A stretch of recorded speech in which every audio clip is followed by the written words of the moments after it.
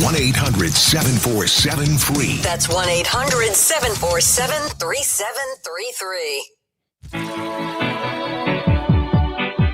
It's time for Sports Day. Beautiful day.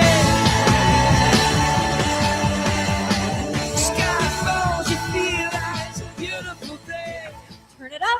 It's Sports Day with Dan Day. It really is a beautiful day here in South Florida, not just weather-wise, but we're talking about everything that is happening. What's happening? I am Dan Day, along with Alex Dono joining me today. Alex Dono, how are you doing today?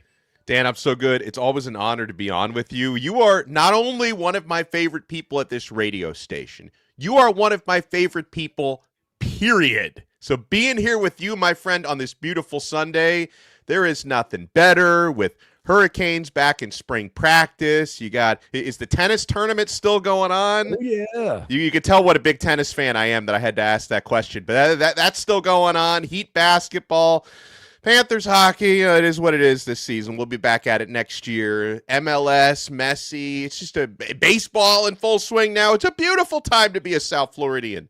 It really is great. You got a Heat game today. You've got the Marlins trying to sweep the Rockies and go 3-0 on the season. You have the Panthers playing. You know, there's always some excitement with the Panthers, no matter what's going on with their record. Miami Hurricanes baseball team getting some wins. The basketball team moving in the right direction, although we got to worry a little bit about Jay Lucas in North Carolina with the job vacancy there. But the football team, Mario Cristobal, I have never seen a man more confident, and I'll be honest, cocky than I've seen him this past week. You were out of practice. We're going to talk about practice. Yes, we're going to talk about practice in the next segment, but Mario Cristobal is very confident. Yeah, you know, I noticed something when he was speaking to us, the media, yesterday, that I think he's trying to walk the delicate line of expressing his confidence in his players, but also not wanting to blow their heads up too big, like making sure, like, I don't want to be, this is me speaking as Mario here, he doesn't want to be the source of the compliments that make his guys complacent and reading into their own headlines. So, you know, but to your point, I think Cristobal really believes in his roster, and I was out there, Dan, for the first couple of spring practices that were open to the media. You know, I've been covering this team for decades, and just the sheer depth of talent and, you know, the NFL quality looking bodies of the players out there. I haven't seen this much depth on this team in quite some time, even compared to last year. I think the team keeps getting deeper. It is absolutely great. And we're going to talk about the practice. We're going to talk about this team because there's a lot to talk about with the Miami Hurricanes and their spring practice. The Dolphins, you know, they're saying they got their guy in Malik Willis, and we'll dive into that because we do need a quarterback, and the guys have said, you got to take care of the quarterback position, then take care of everything else. So apparently they have taken care of what they believe is the quarterback position. They've got a ton of draft picks. They've gotten rid of basically everybody and still might get rid of more people, although it seems like, for the most part, everybody is safe now for the Miami Dolphins, but you never know with those guys. And then just everything just keeps on rolling as Inter Miami gets ready to open up their new stadium, less than a week from today. And we're going to have Daniel Solana on at 3:30 at the very end of the show, the coup de grace, as they say, to talk a little bit about U.S. men's national team. Not so great last night in international friendly, but Inter Miami continues to somewhat impress, although disappoint at the same time, because one of their goals, they made no bones about it, was to win the CONCACAF Champions Cup, and they failed miserably, not even getting out of the round of 16. You have some of the best, but they're trying to get reinforcements. So, Dono, you know more about soccer than most people. You're going to be able to help us break us all down and just basically get caught up to date with everything that's going on in and around the sports world. We're going to have some fun today. That's what we always do. Just enjoy ourselves as we're here in the studio, getting ready for a Heat game, getting ready for a Marlins game, getting ready for a Panthers game, and we are the home to all of it. So real quick, if you want to catch it all, don't turn off from us. Stick with us till 3:45, Dono. Don't go anywhere. But when we sign off at 3:45, here are your options. Right here on this station, 104.3 FM WQAM, you're going to get the Heat, preheat. Alejandro Solana, Tommy Tighe, Jason Jackson, Amy Audibert, Tommy Tighe, Alejandro Solana with the postgame. You get the Panthers on our AM dial, 560 WQAM AM. Then if you want the Marlins, we got the Marlins too. They're over on another one of our sister stations, Radio Libre 790. If you need more than that, you got a whole lot time on your hands because that's a lot going on. That's I don't all know you what else. need right there to get through What your else do you day. need us? What else do you need us to cover? We got it all covered for you. So, Ryan's not playing today, so we got you covered. So there's a lot to get to, Dono. So let's get to it right now. Let's get to some of these headlines. The Heat, they are at the Pacers today at 5:00. Miami is 10th in the East with 8 games left in the season. So let's give a little yin and yang right here. The yin, you're playing the Pacers, who aren't trying to win at all today at 5. So should be getting a win, right? I would think so, especially for a team, like you said, that's trying to get out of that play-in territory where we've been stuck in that purgatory for how many straight years of a play-in team every single season. I want to get out of that zone.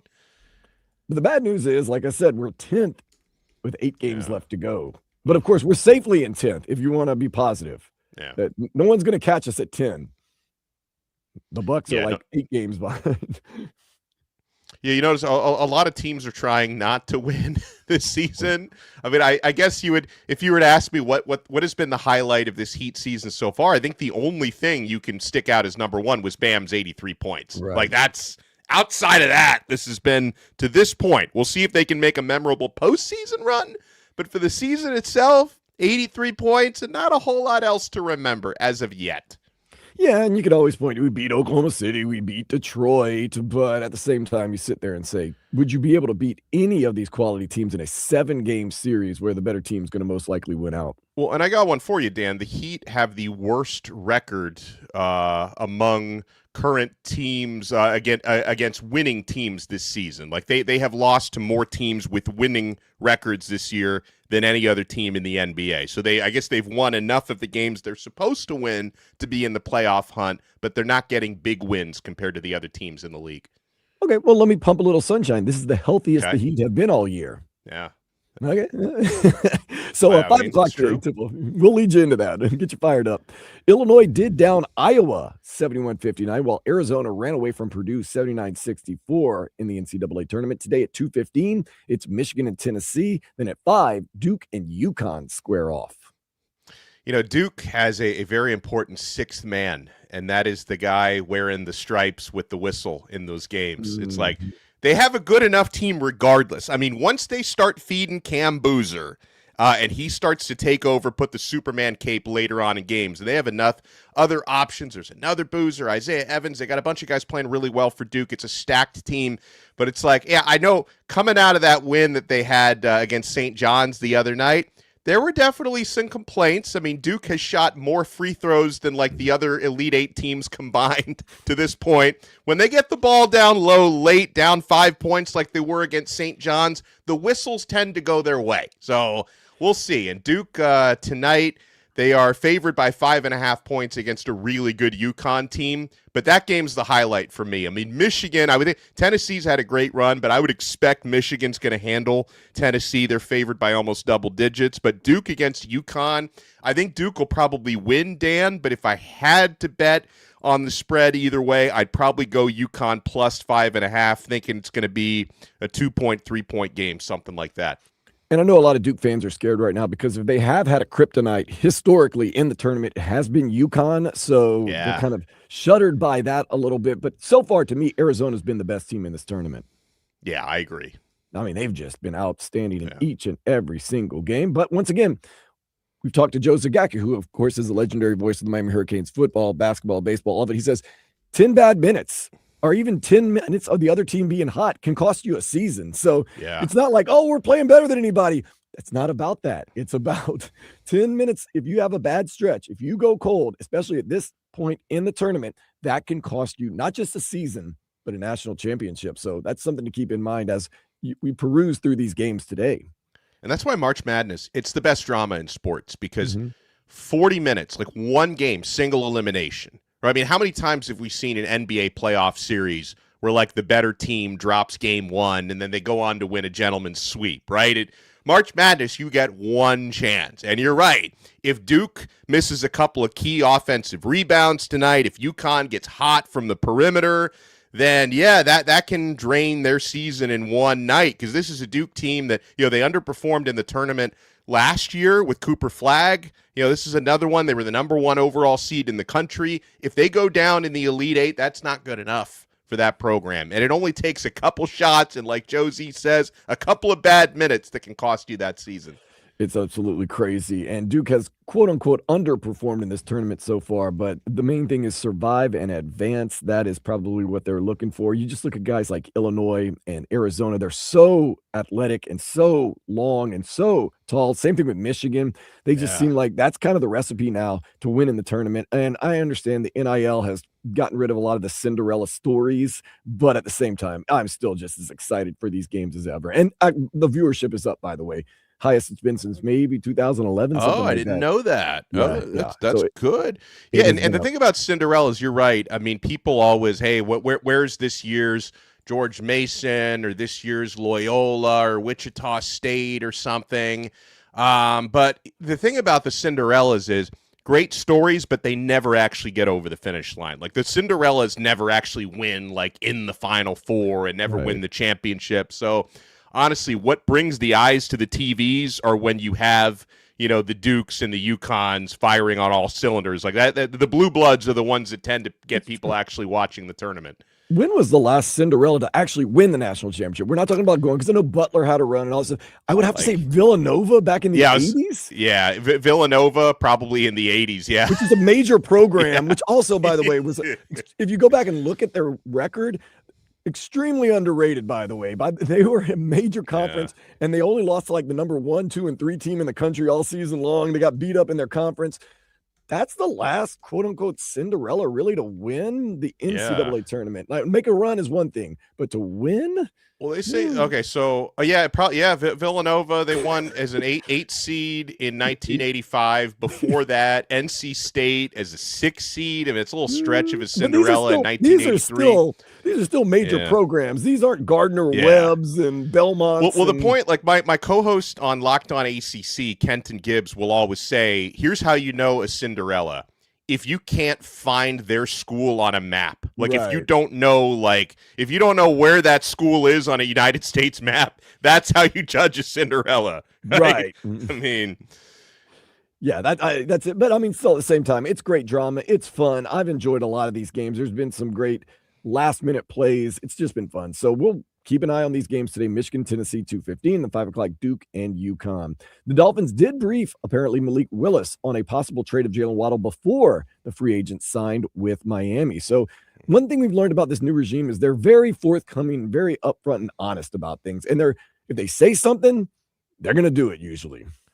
I think, Dan, they've ripped some painful Band-Aids off in a way that you had to. Now, this franchise is in an awkward position, these Miami Dolphins, where they are currently paying more money against the salary cap to guys who are no longer on the team versus players who are on the team. And I obviously don't look at that as an indictment on current management. That, to me, is a very powerful indictment on Chris Grier and the previous regime, that you were putting that much money into players that, and some of these good players, like I'm not saying Jalen Waddle was part of the problem or anything, but I think the reset was really, really important with the team being, I think, built just structurally incorrect with not enough emphasis on the trenches, specifically the offensive trenches, and obviously the money that we paid to Tagovailoa turned out to not be a good investment, so you were forced to hit the reset button and course correct. And, I give credit to Stephen Ross for being willing to do that again, because this is not his first rebuild, right? I mean, when he fired Adam Gase, before Flo came in, that was the initial rebuild, which failed. It didn't take because Chris Grier and company just didn't do a good enough job. And so I definitely feel for Malik Willis. I mean, just from his point of view, like, it's a relief to know he knew what he was getting into, because I know the narrative for a lot of us was, okay, the Dolphins have signed Malik Willis, and yay, he gets to throw the football to Jalen Waddle. Oh, nope, he doesn't. We're trading Waddle. So at least Willis understood that, hey, I'm not going to have the type of weapons here that I would like, but they made a 3-year investment in him. I mean, I kind of view Willis as like a bridge starting quarterback, but I mean, I guess maybe he could be more than that if he really takes off over the next couple of years, but I think we kind of need to be grading Malik Willis on the curve for the next season or two, because he's not going to have polished wide receiver weapons to get the football out to, at least not the first year.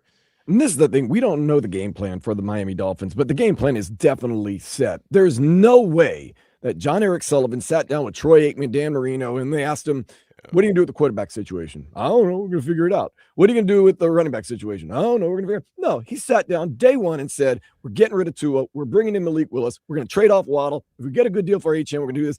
And honestly, they probably said whether Malik Willis was the franchise quarterback or a bridge quarterback. We don't know, but they know what they're doing, because there's no way you go into that meeting and get a job without a direction and without a clear-cut way you're going to do things. So they know what they're doing.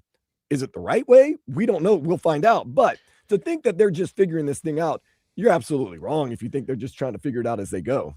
Well, and Dan, the thing that I like about the school of thought that Sullivan comes from, and of course Hafley as well, both of them coming out of Green Bay, is at least we know they're going to take shots on a lot of different quarterbacks, because that's always been the Green Bay way. Like, you draft a quarterback, you want competition, cream rises to the top.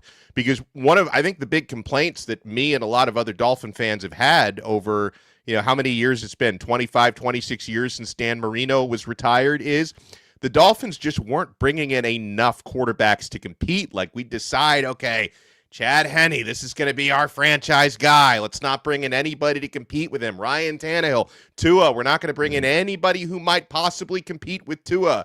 We just haven't put enough irons in the fire, right? Because sometimes you don't know. And guess what? If you draft a quarterback and maybe it doesn't work out, you might be able to trade that quarterback somewhere else, which is another thing Green Bay has done a good job of. So, we haven't, Tua Tagovailoa probably was the best quarterback we've had since Dan Marino, and it didn't exactly work out swimmingly here. So we need to put more irons in that fire. Right. And if you're from the school of thought, if you're paying Tua Tagovailoa $50 million, there shouldn't be competition. Well, the Green Bay Packers have 2 Hall of Fame quarterbacks that they continue to push competition against, and it worked out for them. So don't give me this, oh, no, if you're paying a guy $50 million, there shouldn't be any competition. No, it's healthy.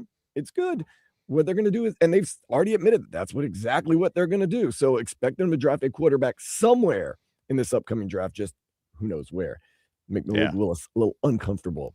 Did you hear this? I know, Donald, you're excited, or maybe not so excited. Ohio State wide receiver Jeremiah Smith suggested that the Miami Hurricanes made a strong case for him to transfer back to his, maybe not hometown team, but the team he grew up following very closely. But he has no plans on leaving Columbus, Ohio. The Canes, of course, they finished their first week of spring practice.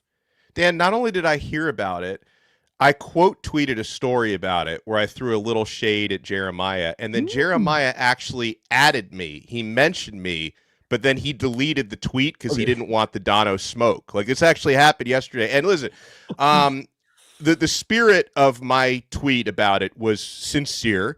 I crafted it in a way that threw a little shade. That's why I got Jeremiah's attention. But like I mentioned,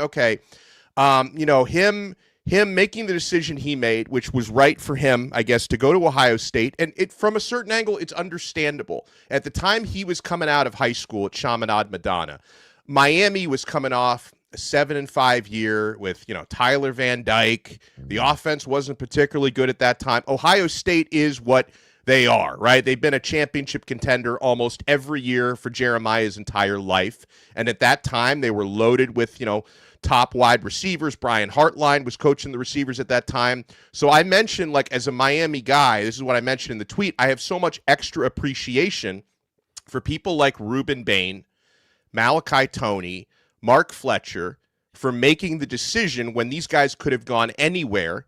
They decided to put on for the hometown and become foundational players to make Miami a contender again. And then at the end, I mentioned Jeremiah Smith chose an easier road. And that was what he took issue with, and me calling it an easier road. And I've had Ohio State fans in my mentions. But again, maybe throwing shade at JJ is unfair because he's an incredibly hard worker, clearly a great athlete. This is going to be probably a future Hall of Famer in the National Football League. But again, what it amplifies for me, Dan, is the appreciation for the local guys who grew up rooting for Miami. And I think Jeremiah did, but he still decided to go to Ohio State. Why I appreciate the Bains and the Fletchers a little extra, because they made a decision to come to Miami, even though Miami didn't give you the sort of path to championships and national recognition that Ohio State did. So I appreciate the guys who made the decision to stay home and make Miami a better program than when they arrived.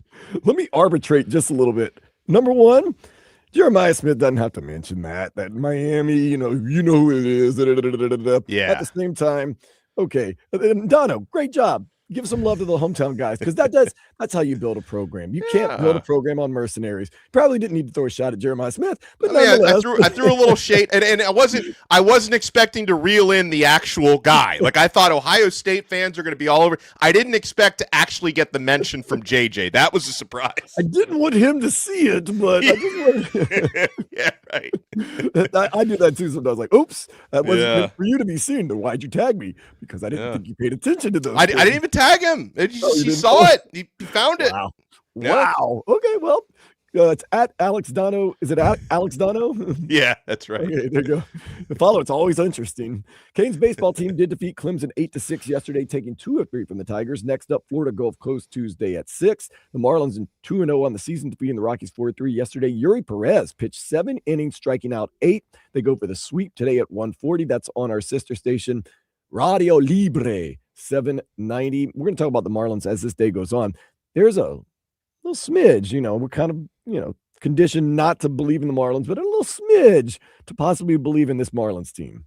Well, I want to believe because baseball fandom here is a sometimes sleeping giant. But you see, because we just saw it, Dan, a couple weeks ago with the World Baseball Classic crowds that we produced down here. I mean, it's a party. Like, it is a party when WBC games happen down here.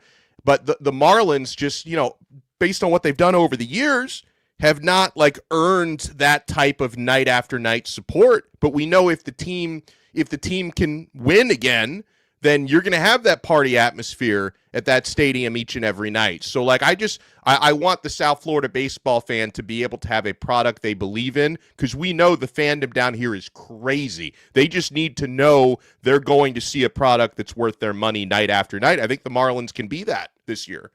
Absolutely. New York Islanders scored 5 in the second period as they boat raced the Panthers 5-2. The Cats take on the Rangers today at 1. That's on our other station, our AM dial, 560 WQAM. Yeah, I was working that broadcast yesterday with Doug, and it was a good start for the Panthers. Kachuk scored a couple of great goals in the first period. I don't know if you guys saw that between the legs shot that he scored his second goal on. So Panthers had a 2-0 lead in the first intermission. And then things went completely sideways after that. But we all know that the team has had nobody healthy at the same time.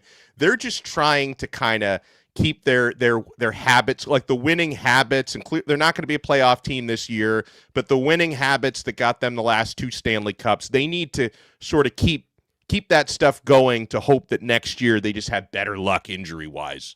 Yeah, and real quick, Arina Sabalenka did defeat hometown lady Coco Gauff in the women's final yesterday at the Miami Open. Italy's Yannick Sinner will take on Czechia's Jiri Lehecka at 3:00 today for the final of the men's. That's weather permitting because weather is starting to look a little ominous here in South Florida. Let's just put it that way. With that being said, Dono, I know you're looking forward to this. What I've been waiting for. A Virginia man bought 20 identical lottery tickets and the numbers hit. Identical? All 20 tickets, all same numbers, all of them hit. $100,000 in his wallet. What's the logic behind 20 tickets with the same numbers? The logic is this one guy in Virginia doing it. Yeah, why not on 2 tickets, kind of mix it up a little bit, hedge your bet. Nope, he believed in his numbers and they hit. Imagine good for him. How peacocking he must be, like Didn't he just? But he just tied with himself, and just the money gets split up. Wouldn't it be the same money if he bought one ticket? Pick 4. It was a pick 4. Oh, ticket. So each one just one. Gotcha. Wow. So won $100,000. Believe in your numbers, I guess. Believe in your numbers. Wow. Do you have like special numbers you use, or do you do like the random picks? I don't even do the lottery. You're a smart man because I'm not a lottery guy. I think the most I've ever won, and I don't usually buy them for myself. Like I've got a couple relatives that like give you like scratch off tickets as like part of a Christmas gift. I think the most I ever won was like $20 on a scratch off. It's the best. When people I've give ever me done. scratch off tickets, I'm like, could you just give me the $1 or $2? Like I know that's gonna pay off no matter what, you know. Just give me the $1 you spent on the scratch off. You could win $50,000. I'm like, oh, let's go scratch this off right now, man. Oh, I'll split half of it with you. Here you go. Oh, we didn't win. Oh, I won another ticket. Great. Like, you go redeem this. Like, and then I hate it. Every once in a while, people do give me like a scratch off ticket, and I'll win like $1 or $2. And I go to the gas station. I'm like, hey, I want to cash this in. Like, you want more tickets? I'm like, no, just give me the $1. And they look at me like, yeah. You want the $1? Get the hell out of here. They're like, I do the same thing. Like they're surprised. And there was one, I don't know if it's like a certain Publix or if they all do this. Like if you have like a winning, even if it's only $1 you won on the scratch off, it does this little sound effect. It's like, da-da. And like it alerts everybody in line that you're a winner because they're like, da-da. And I have to look back and say, yeah, I won $3. Lady gives me 4 quarters. Take 4 quarters out of the drawer. I don't think that. Oh, happy innings for everyone. Up next, we're going to talk about practice. That's right, practice. Dono was at Canes practice, and I am hearing some very, very impressive things. You will hopefully confirm that next here on Sports Day 104.3 FM WQAM. WQAM broadcasting live from the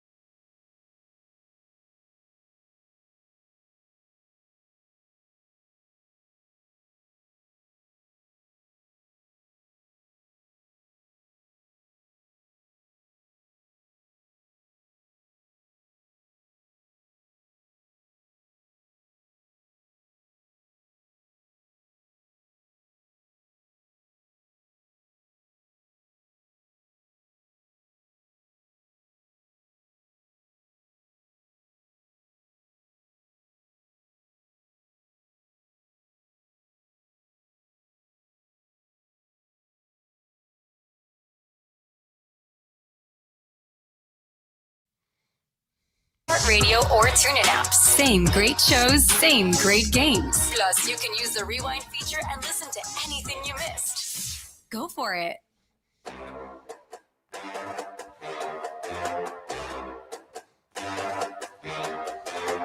We got to talk about practice. That is right. The Miami Hurricanes coming off national championship runners up, fully loaded, ready to go in this quote unquote 2026, hopefully 2027 season. And they started spring practice on Tuesday. Joe Rose and Danny Rabinowitz, along with Jamie, our videographer, was out at practice. And man, Mario Cristobal, we're going to hear from him in just a little bit, sounded very, very cool, comforted, and confident in this team. And the eyes we had out there, and you know who they are, they said things looked really good. Darian Mensah, the new quarterback, looked really good. And they got some freshmen that are also really good, not to mention some of the guys that are coming back on the team. Alex Dono, he was out there soldiering it for us. He had eyes on the prize. And Alex Dono, please confirm that it's been so far an impressive spring practice for the Miami Hurricanes. Yeah, the first thing I'll say big picture wise is, I've been out at every spring for several years, and even going back to like the first couple of years of the Mario Cristobal era when he was really kind of overturning and rebuilding the roster, right? I can remember some springs 2, 3, and 4 years ago where at certain positions, like they barely had enough healthy bodies in March just to conduct a practice. Like that's what it used to be before this roster churn really got started. Like I remember it was one year, I don't remember, I think it was spring 2023 when like they barely had enough guys in the cornerback room just to get through spring. 2 years ago, they barely had enough running backs, and they had to turn, Elijah Lofton, who was a tight end, was a true freshman at that time, had to like basically go through all of spring as a running back because they didn't have enough guys. Now you've got more cornerbacks than I can count. They've got 6 running backs in the road, and that's just the scholarship guys. You got some walk-ons as well that make up that room. So just the depth is notable. Like Miami looks where you want it to look depth-wise compared to, obviously the best teams from the SEC and the Big Ten. And, we know that this team just got to the national championship game last year, and that growth of depth continues. And I'm sure everyone wants to know about Darian Mensah, first couple practices we've seen from the Duke transfer. Yeah, I mean, he's looked like everything that I expected so far in a good way. After watching him play at Duke last year, of course, certain things you don't see this early in spring because the contact is limited. Like, the way that he extends plays and eludes pressure and stuff, you only get minimal looks at that. But what we have seen from Mensah, the ball placement, Dan, is really tremendous. Like, you're watching a future NFL quarterback, and just his mechanics and the way he goes through drills. Like there was a couple times where like, he would like want to do a drill over again to get it perfect. And then I noticed on Thursday's practice, there were at least 2 occasions where the quarterbacks were working on throwing slants. And it was like a very precise drill in the exact route that the receiver needed to run and the exact timing that the quarterback needed to throw it. And there were 2 times when Shannon Dawson, who's the OC and the quarterback's coach, would say right after Darian Mensah's rep, he would say, "See, that's how it needs to look," like telling that to the other guys. So Donald, I like that. And I like that you're telling me all the physical attributes. We know we're getting in Darian Mensah physically. Yeah. We know his skill set.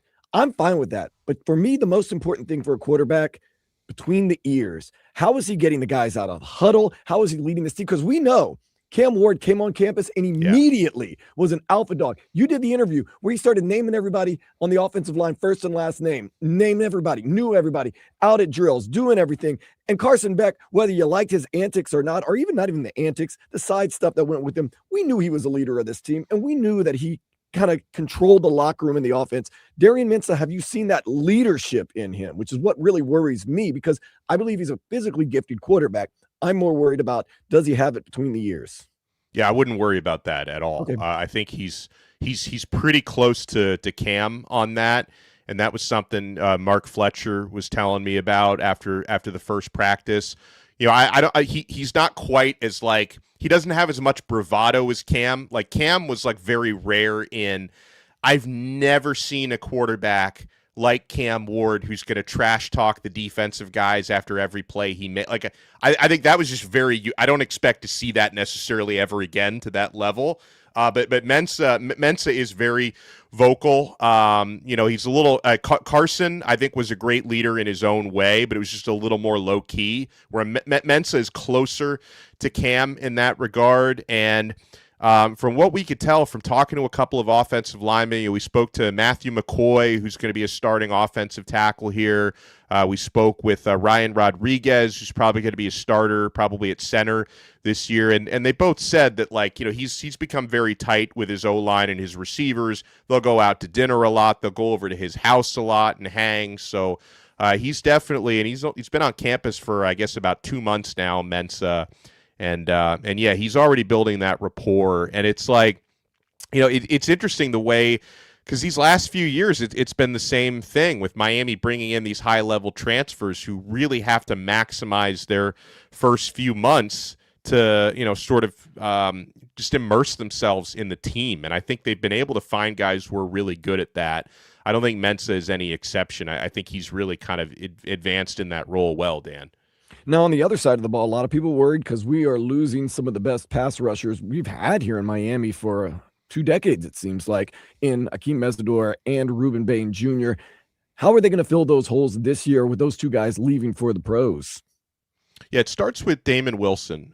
He's a ready-made high-level edge rusher already. I think he's a little bit different from Bain. I don't think I don't know if anybody quite has the Bain motor, but he's got more of that prototypical build in terms of all the things that the NFL scouts are like, are Bain's arms long enough? They overthink that stuff. Damon Wilson has all the prototypical dimensions to be a future high-round draft pick, and Cristobal's been very complimentary of what Wilson is doing so far. I mean, this is a guy, again, this is not, he's already kind of, he's not, I'm not going to say he's reached his full potential, because I think being coached by Jason Taylor, I think he can reach even another gear. But, Damon Wilson comes in as a polished prospect already. He had 9.5 sacks, 54 pressures at Mizzou last year. So he's already a top-end edge rusher. And then, I imagine he's going to be a starter, Wilson, and it's great to be able to bring in a guy like that when you're losing Bain and Mesidor.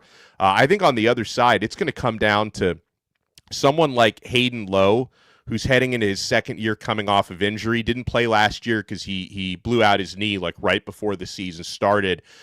This is another one who's got the NFL body type. He was a 5-star player coming out of high school. Lowe has been working really hard. He's got 6'5", 250, whatever it is. He's got that future NFL type of size. Marquise Lightfoot is back last year after a really good season. He's always trying to add more weight to his frame. I think he's in the 230 plus range now. He was only 210 when he got to Miami a couple of years ago, but he's been adding up the size. Armando Blunt, who's a former 5-star recruit out of Miami Central. He's been doing well so far, and he can play both in the interior and on the edge, which is big for him. Herbert Scroggins the third, who's coming into his second year. He's like an ascending guy. Booker Pickett Jr., same thing. So they're going to have, Dan, I think they're going to rotate more probably than they did last year with Bain and Mesidor, but I think the talent should be there. I mean, you're replacing generational guys in the pass rush, but Miami's got multiple dudes who were former 4- and 5-star recruits at those spots. It's just about making sure everybody's hitting their development with Jason Taylor and Damian Lewis and company coaching them. Well, you got to trust in those guys, Hall of Famer, of course, in Jason Taylor. Yeah. And, of course, you got to trust in the recruiting. Mario Cristobal brings in one of his best recruiting classes, and a lot of the guys have graduated from high school early and are on campus practicing now. Who are some of the new faces that we can look for this year to really surprise us and do some great things? Yeah, so the top recruit in that class, Jackson Cantwell, offensive tackle, 5-star plus guy out of Missouri. He's been so good so far, Dan, that this is still very early, right? We're talking 3 or 4 spring practices in, but he's been getting prominent work at left tackle. There is a chance that Jackson Cantwell, I think a good chance, he's going to be a first-year starter at left tackle. And you have to earn that. I mean, you're talking about protecting Darian Mensah's blind side and a Mario Cristobal offensive line to be a first-year starter at arguably the most important, or at least the most glamorous position on the offensive line. I think he's going to have every opportunity to do that. So that's a true freshman who's hit the ground running. There's a defensive back who's probably a safety. They cross-train guys, but I think he's going to be a safety. J.J. Dunnigan Yeah, a lot out of of people talking about him. Kansas. Yeah, he's looked stellar so far, and he's got great size, and he's like in the 6'3", 6'4" range, but he's got enough speed that he could play corner, like if they needed him to. So he's just really practiced well.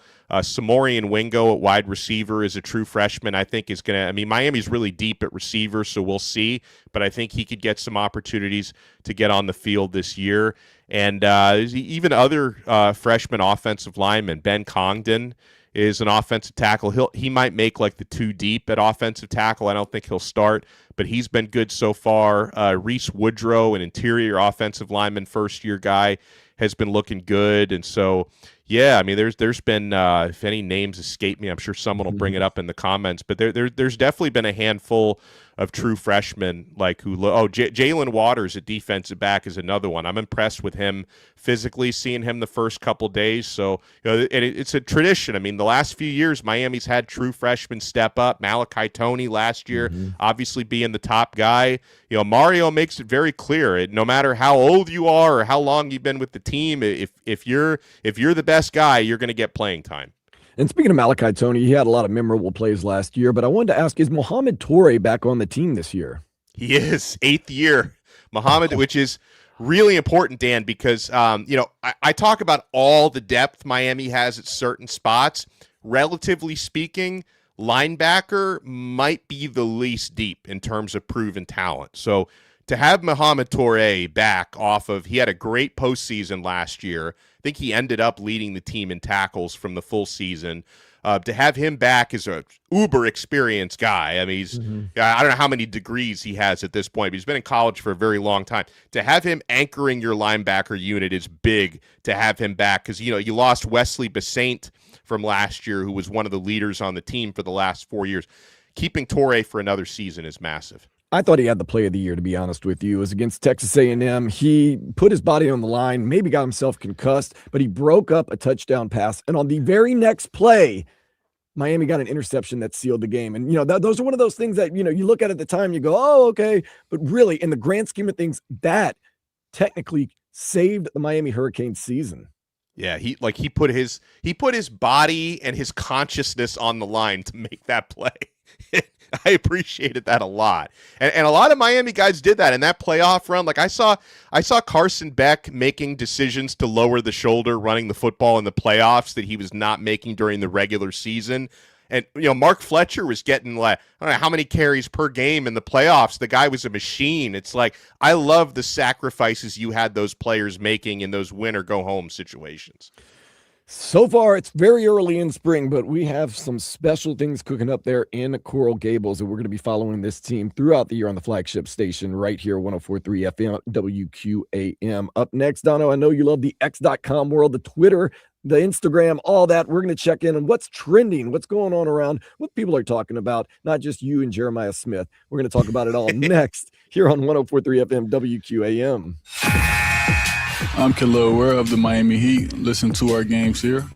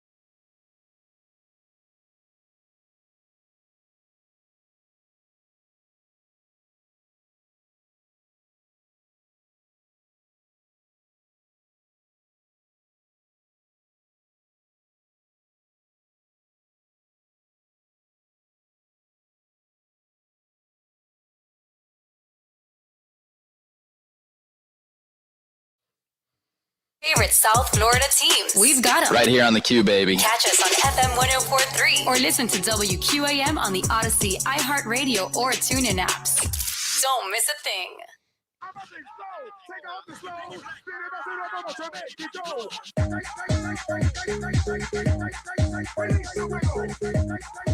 It is Sports Day on 104.3 FM WQAM. Alex Dono and Dan Day with you as we get ready for the Miami Heat to take on the Indiana Pacers, a team that was one game away from winning the NBA Finals last year, and now they're seeming like they're one game away from being the number one overall pick in the NBA draft. Isn't that like having your cake and eating it too? I mean, had they actually won the championship, and then a couple years later, you get the most ping pong balls in the lottery? I mean, that's so we've certainly never seen that sort of turnaround for the Miami Heat. The Heat are never either great or terrible. They're usually either great or like a little bit better than mediocre, right? Yeah, it's just one of those things. But your only hope now with the Miami Heat is that they are healthy, and maybe they can make a run as a healthy team and start to kind of gel in these last 8 games of the season. Then, of course, most likely a play-in or 2 games, and then maybe the playoffs as it goes. We'll see, though. Let's just take care of Indiana today. Don't lose to Indiana. That would really kind of bring me down. Yeah. We did. Who was like there was one team we lost to this year that was like who was it that was like trying to lose, and we still found a way to lose the game. Utah actually got investigated for tanking that game that they won. Like, well, the evidence is there. They won, like it's like we're going to investigate. That should be an open and shut case. Like Utah, their defense would be, "What do you need? We're tanking. We won the game." Lawyer steps up. All right, we won the game that we allegedly tanked. I have no further comments. Yeah. Man, so we're going to get to what's trending, hashtag what's trending, some of the things trending in and around social media. But last night, Dono, I got a free ticket to go see A-Track, who is a big-time DJ all across the world. It's Miami Music. Yeah, of course. Miami Music Week. I didn't want to go to Ultra because, my body can't take Ultra like it used to. So it's a young man's game, Ultra. Yeah, Zay over here in Miami, kind of near the radio station. So I said, free ticket. You had to be there before midnight. You get in for free. I've gone to the past 2 times. No problem. You get there, walk in, they scan your ticket, easy. So I was like, I don't want to get there at 11. I don't want to be the first person to the party. So I'll get there like 11:15, 11:20, just in case. Man, I turned the corner, and there was a line of about 1,000 people. Whoa. And I said, well, I'm already here. I've already put cologne on. I'm taking a shower. Maybe the line will work, or maybe, they'll let it slide. So I stand in line for a while. And let me tell you, it was fun in the line because, it's a lot of ravers. And honestly, not the best looking crowd. I don't know what that says about me, but not the best looking crowd. I thought it was going to be full of bad ones. No. So all the talent was at Ultra then. Ultra, obviously, yes. Yeah. So, but it was fun because people are dressed kind of crazy. People are having a good time, whether they're on something or not. I don't know, but it was cool. So finally I waited an hour and it got to be like 12:15. And I was like, I don't think they're letting me in for free. So I was like, let me just walk up and down the line, see what's going on. And I see this group of Russian people kind of going in. And I was like, I'm going to try to slide in with these people. But then I saw as they were sliding in, there was a lady taking credit cards. And I was like, oh, nope. Oh, yeah. So I backed out of there. Free. And then, I thought maybe I'll walk up and eventually just show my ticket. Because, this is what I was planning to do till 4:00 in the morning. Maybe I'll show my ticket out. They'll let me in. I heard a guy going, from now on, everybody pays $50, no free tickets. And I was like, I'm out of here, man. I'm going to go home. So instead of paying $50, I paid $50 in beer. And plus it was going to be so crowded, to get a beer and here. So I went home, bought $5 worth of beer and just drank that and went to bed. I mean, I would have done the same thing. The only difference is, like you talk about showing up at 11:20, so you're not too early. I would have gotten there at like 7:30. Well, the doors opened at 11, so that was I know. I'm messing around, but man, when you and I were in college, if I told you, "Hey, man, doors open at 11," be like, "Hell yeah!" Now I tell you, doors open at 11, like, how am I going to make it to 11 o'clock? Yeah, it's like 11. I'll have been asleep for a half hour by that time. Like what? But yeah, no, you're right, man. When I was in my glory days at the U, time was not an obstacle. I knew no time. If I was still out somewhere at 4 a.m., what's the big deal? I can sleep till 2 tomorrow. Yeah, no biggie. But I was trying to figure out how I was going to make it even to 11. I made it, and I was proud of myself. And then my night got cut short. So it happens. But let's go check out what's trending. You're at Alex Dono. I am at Dan Day Radio. Have you heard about this whole Iceman controversy that's going on in pro sports right now? No, what's that about? So, Chicago Bears quarterback Caleb Williams, after one season of having ice water in his veins towards the end of the game, has decided to trademark the name Iceman, which, of course, drew the ire of none other than, I guess, Chuck Liddell? Well, no, guess again. George Gervin, the original. Oh, yes, Iceman. of course. So George Gervin said, I've had the nickname Iceman for 40 years. Yeah. You can't trademark it. And they said, well, you didn't trademark it. So what does George Gervin do 4 days after Caleb Williams? He tries to trademark Iceman. Chuck Liddell's just sitting there like, nah, I'll beat everybody's ass. What do you want me to do?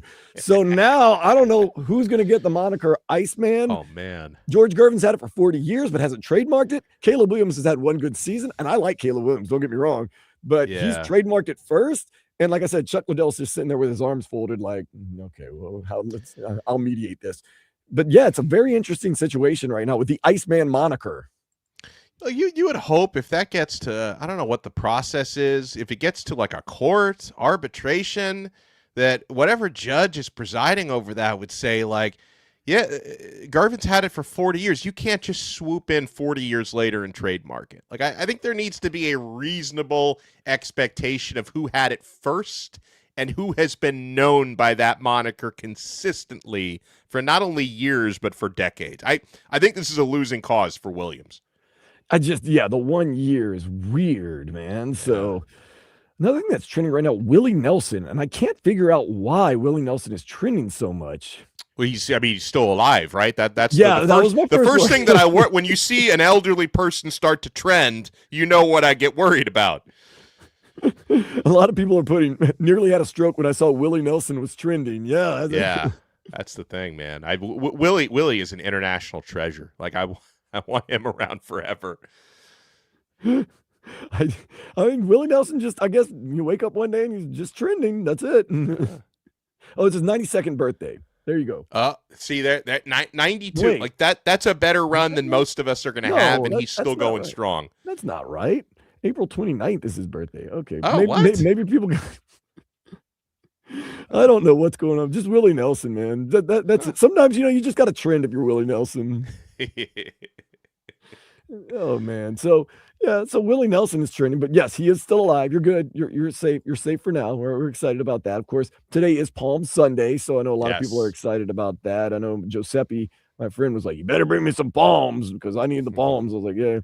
I don't know if it's a tradition down here as much as it is I know in Louisiana when I was growing up, you kept the palms from Palm Sunday to stave off hurricanes. It was kind of an old wives' tale. Ooh, I don't think I remember going to church Palm Sunday and they give you like the palm leaf that you like wave in the service, but I don't remember any like hurricane lore about that. That would be my first time with that. Yeah, so Big Lynn and a lot of people would just keep the palms all year dried out and everything because it was supposed to be luck against not getting hit by hurricanes.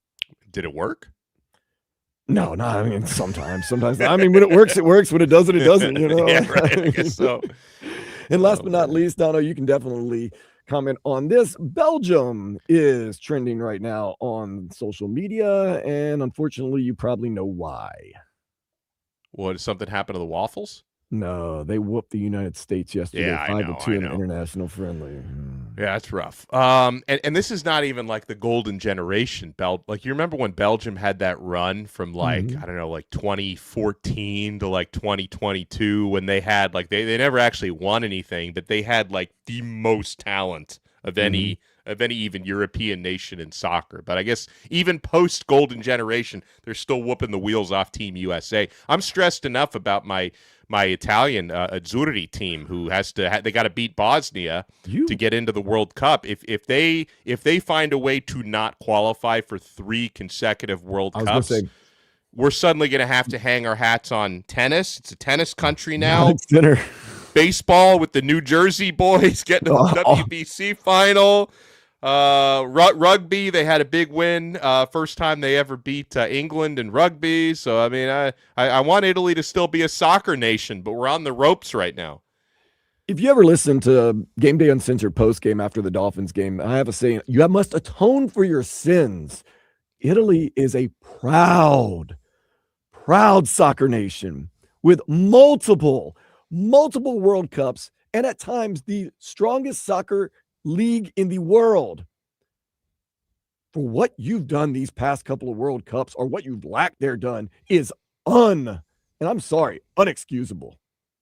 Yeah, it's been a big issue there. I don't think the youth and the academy programs have been strong enough. I think that they've fallen behind a lot of other nations, and I think there's like people think there's also an issue. I mean, I love the Serie A league. Like I grew up watching it. But it just like things, it's very tactical, but they don't have the sort of like speed that some of the other top European leagues have. And I think it's just sort of stunted the national team product, and it's just something they need to get it right, because you mentioned, I mean, Italy has 4 World Cup wins. They're among the highest in the entire world. 2006, for me, it doesn't feel like it was that long ago, but they won the World Cup. And they even won the Euros in 2020 against England. Right between not qualifying for World Cup. So they got to get back to their peak. So, Dono, being honest with it, is the proud Italian counterattack, is it maybe a little outdated and needs to be modified? Yeah, I think that they need maybe a little bit more of a focus on, first of all, they seem to always struggle to have top finishers, like strikers in front of the net has never been a strong point for Italy, just not to have enough of those guys. I think more control in the midfield needs to be an emphasis, because you're right. We call it catenaccio. It's when you kind of absorb pressure and then you counterattack to score. It's maybe not as effective as it was 20, 30, 40, 100 years ago. Yeah, because you see a lot of the teams that are now effective are the more attacking teams, whether it be from South America or like a France or something like that. Of course, you have world-class finishers with some of those teams too. So that also helps, when you have some of the greatest players of all time. But yeah, nonetheless, we're going to be interested. This World Cup got 7 games here in South Florida. It's going to be the hottest ticket around. It's going to be the highest ticket around too, because I tried, man. I'm trying to get credentialed, and yeah, it's going to be tough, because like to try to get credentialed to the World Cup, like you're literally competing with people in every continent, right? It's like even like if you're trying to get credentialed for like a national championship game or even a Super Bowl, it's competitive, but I don't know like how high the demand is in like Saudi Arabia for that. But in the World Cup, you're competing with everyone. Yeah, so that's going to be an interesting one, but yeah. All right, so what we're going to do is we're going to get you caught up with everything next, and we're going to hear from Mario Cristobal. I don't know. He has a certain tone to his voice that makes me feel good. That's all coming up in the next hour here on Sports Day 104.3 FM WQAM. Text WQAM on the Kendall Toyota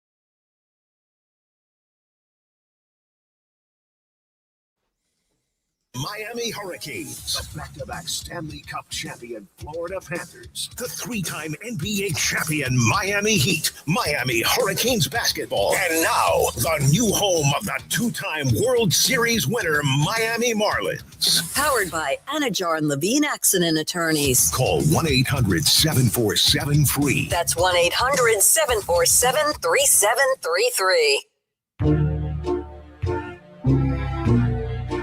I was casually listening to that legal ID that we just ran, and I just heard, and now two-time champion Miami Marlins. I was like, Marlins? For some reason, my mind went to thinking that they were like the Panthers, and they just won back-to-back World Series. I was like, wait, no. But, man, you got a lot of reason to believe in this Marlins team. Let me tell you, I did the game yesterday. Of course, we are now the flagship station for the Miami Marlins, and to me, one of the best things about radio is listening to baseball. And I know some people say it's the slowest, most boring. I mean, the crack of the bat, the mitts, it's enchanting. And it's one of those things you can just put on and, just veg out to. Yeah, and Dan, I have so much respect for, the people who call baseball games, play-by-play at that high of a level, because it's an art form. Like the timing, the storytelling required, it's so different from the other sports. Like I've done play-by-play for certain sports here and there, and when I was doing college radio at the U, and I called a lot of baseball games, that was like the one that really I felt was the biggest challenge for me. Just the rhythm and the sort of cadence and storytelling required to call a baseball game. I really think that is an art form, because in other sports, basketball, football, I think it's easier to find kind of the rhythm for the call. Baseball is completely different, and I think that's why, the Harry Careys of the world, like all the legendary baseball guys, the Ukers, Sterling, why they have such a hardcore following is you can really make that an art form the way you call a baseball game. And I'll tell you this, man, it's fun listening to this Marlins team, and this Marlins team has the potential to be fun. If you think about it, one of the better starting rotations in baseball. Sandy Alcantara, we saw him go 7 innings, give up 1 run the other night. Yuri Perez, we saw him go 7 innings, give up 3 runs yesterday. And then you follow that up with Max Meyer. You also have Jansen Junk, who I love absolutely. Oh, yeah, you do. And they've got some other great pitchers. And they sent what's his name, Braxton Garrett, down to the minors. If anybody gets hurt or anybody needs to rest, you can bring him up. They've got a decent bullpen, and their closer we paying him $14 million. Lights out, man. He's absolutely lights out. So now, okay, you got the rotation. You got all that, but you have to start believing in something. We've got Pete Fairbanks as the closer, by the way, who we know is a proven, and he's been lights out the last 2 days. Literally, he's a businessman. He walks in, 9th inning, first day, opening day, like it's in his living room. 1, 2, 3 inning. Yesterday, no rest. 1, 2, 3 inning, game over. Like little flip. You used to sing game over. Now you got some guys that are good players, and you got a what do you call it? A farm system that is very, very strong by most estimations. And maybe, just maybe, Peter Bendix and this guy have a formula that possibly works. And I will say this, now that I'm kind of behind the scenes, I had some higher ups behind the scenes going, maybe this team's figured some things out. Got me reason to believe that maybe, just maybe, as much as we've kind of knocked, especially Peter Bendix for his thriftiness, that just maybe. Now, I know the Dodgers, you're going to say the Dodgers spend a ton of money and look how good they are. They probably win 3 in a row. What are they? They're spending over $500 million, the Dodgers? I mean. But Shohei Ohtani's making as much as this whole entire roster. I got that. Yeah. But just maybe this team has a little something going for them. And remember that run that they went on, last summer into fall last year. So, it's all about the timing. It's all about sustaining that, because they had the terrible start last year and the great run. Obviously, they're off to a good start so far in the first couple games this season. I would love to see this team captivate this town again, because Dan, when you talked, earlier at the top of the segment, 2-time World Series champs. I'm in this community growing up. 97, I was in 7th grade when they won that championship. I mean, that was only like the 4th year of the franchise. You really felt like they arrived. 2003, I thought was even more fun, because it was more of like a scrappy underdog type of team. But I mean, listen, man, when the Marlins are good, The baseball fan down here is a sleeping giant. You saw the support we get for the World Baseball Classic. I want to see that for the Marlins as well, and they can get that if they're good. And I stand by my statement. My favorite thing to do is that midday game at like 12:10 on a Wednesday. Oh, no traffic. You roll down there. Now, you know me and my cousin Vladimir Lewisson, we get there, 2 hours early because we want to beat the traffic. You sit there, you crack open some ice cold root beer, and you sit out and just people watch and have a few, and then you walk into the game, you relax, you watch the game. It takes about 2 hours, 2.5 hours, and then you're back out and living your life, man. It's just, I love that. That's one of my favorite things to do. Yeah, I like that. Midday Marlins games and evening, Hurricanes baseball games. I say evening for them because they don't have, any cover over the fans. So it's a little hot for those day games out there. But man, I love taking in some baseball. It's one of the more, I think there's a bigger difference like catching it live versus on TV. I think it's extra special when you're in the park. And I will say this, although college baseball and Major League Baseball are the same sport, they're a totally different game. Oh, yeah. It's yeah, and totally those Major League games now, they move quick with the rule changes over the past couple of years. Those college games, all the pitching changes and stuff, you might be there for 3.5 hours. The Major League games are like 2.5 hours now. Right. And it's just a different vibe. And it's a different, I don't want to say different fan base. It just has a different feel to it. And they're both great. Yeah. Don't get me wrong. I love both of them. Now, and there's nothing better also than going down to one of those late Hurricane games, 6, 7 o'clock, going to Titanic Brewery. You know me, I like to get places early. Sit at Titanic, maybe have a few brewskis. Well, I just live that. So I know mutual friend of ours and friend of the station. I went to the game with Lee Sterling midweek last week on Tuesday night. We went to Titanic, and Lee has these seats that are right behind home plate. So we kept getting on the broadcast. What was it, ESPN, whatever? We were right there. We were in the best seats in the house.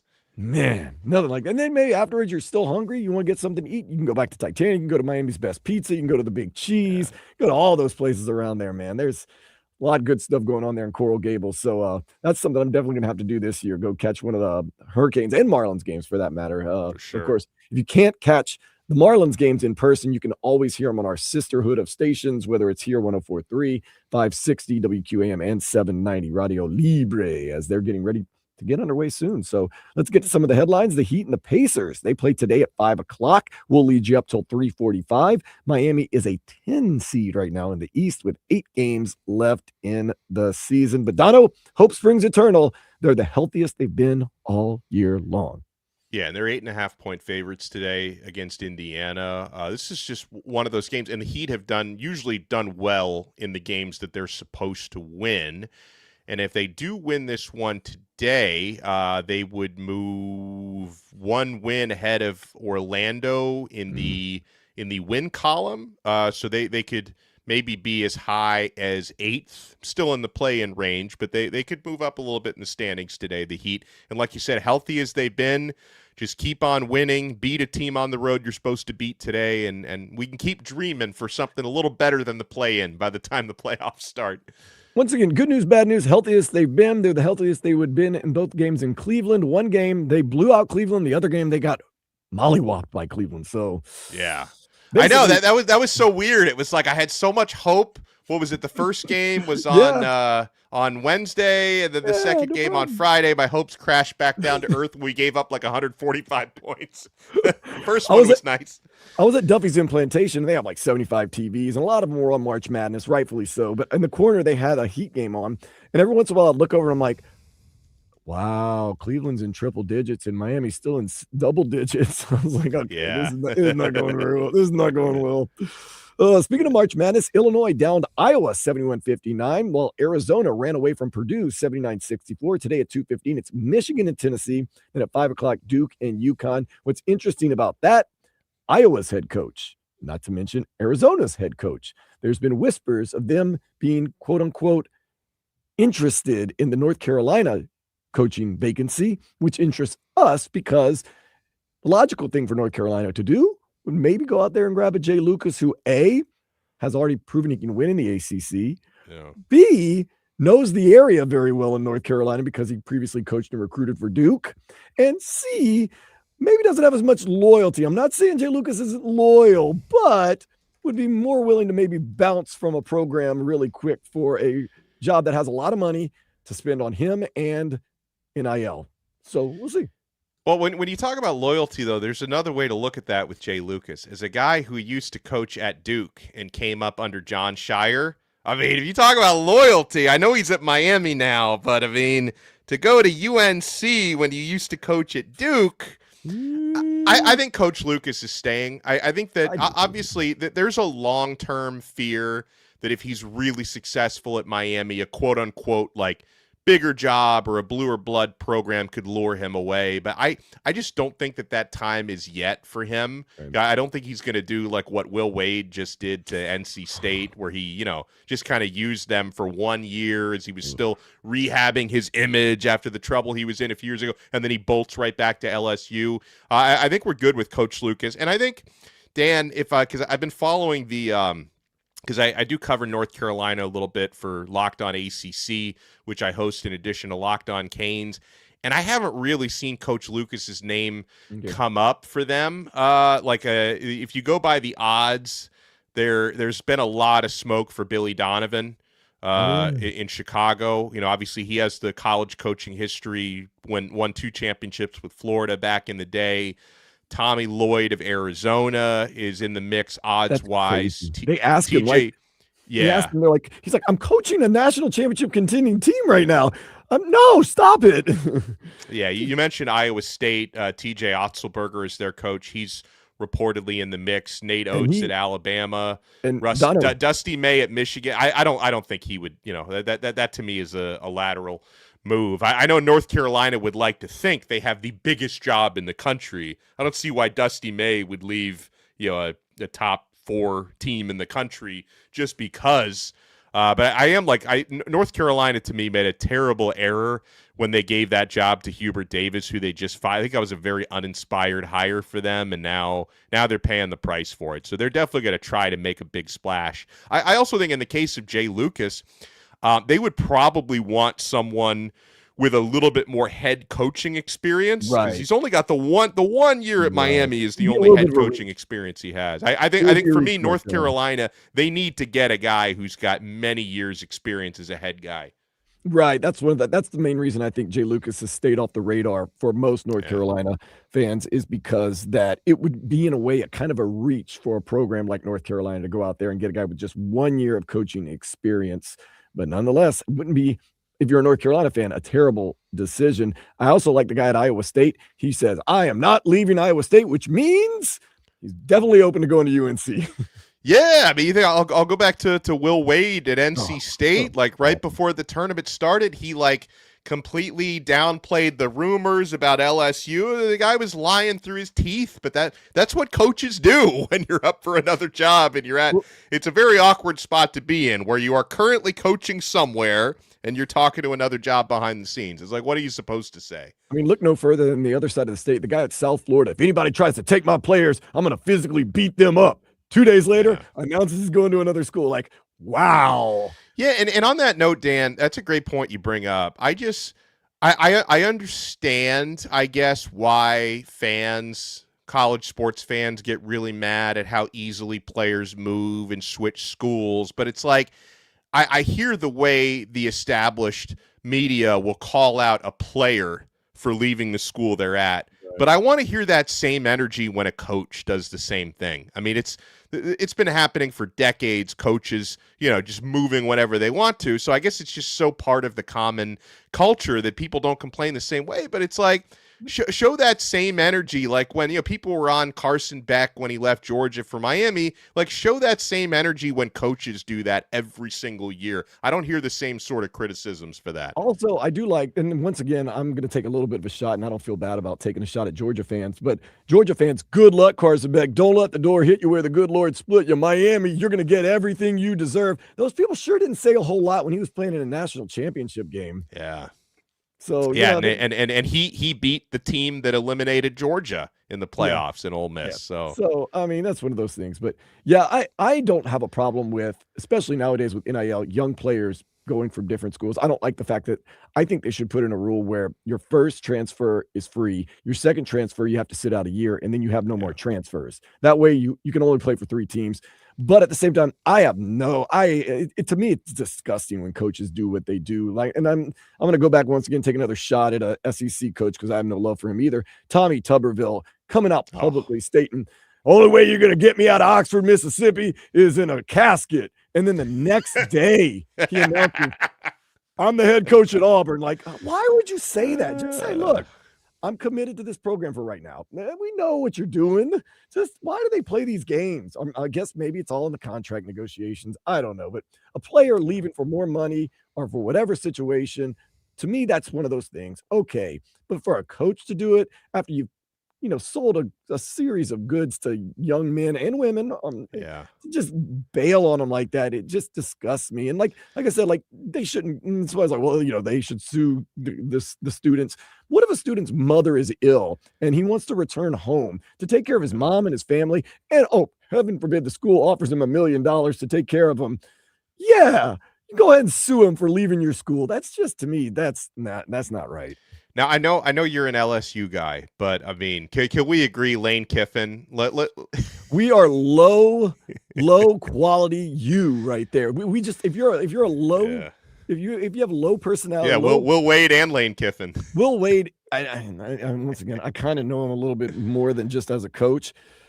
Oh, low character, man. And then Lane Kiffin, what are you doing? And I mean, people are now starting to get on Kim Mulkey a little bit. I think just Kim Mulkey's just wild and crazy. I don't think she's low character. No. But no, they're trying to pile on. But yeah. Well, I mean, the guy we had, Brian Kelly, right before Lane Kiffin. Oh, my gosh. Well, yeah, somehow you, in character-wise, you guys actually upgraded with Lane Kiffin from Brian Kelly. So I'll give you that. Low character? What? And as a proud LSU alum, alma mater, till I die, I'm not happy with these coaching decisions because it just shows that we care about one thing and one thing only, is winning. And they're going to say, well, isn't that what it's all about?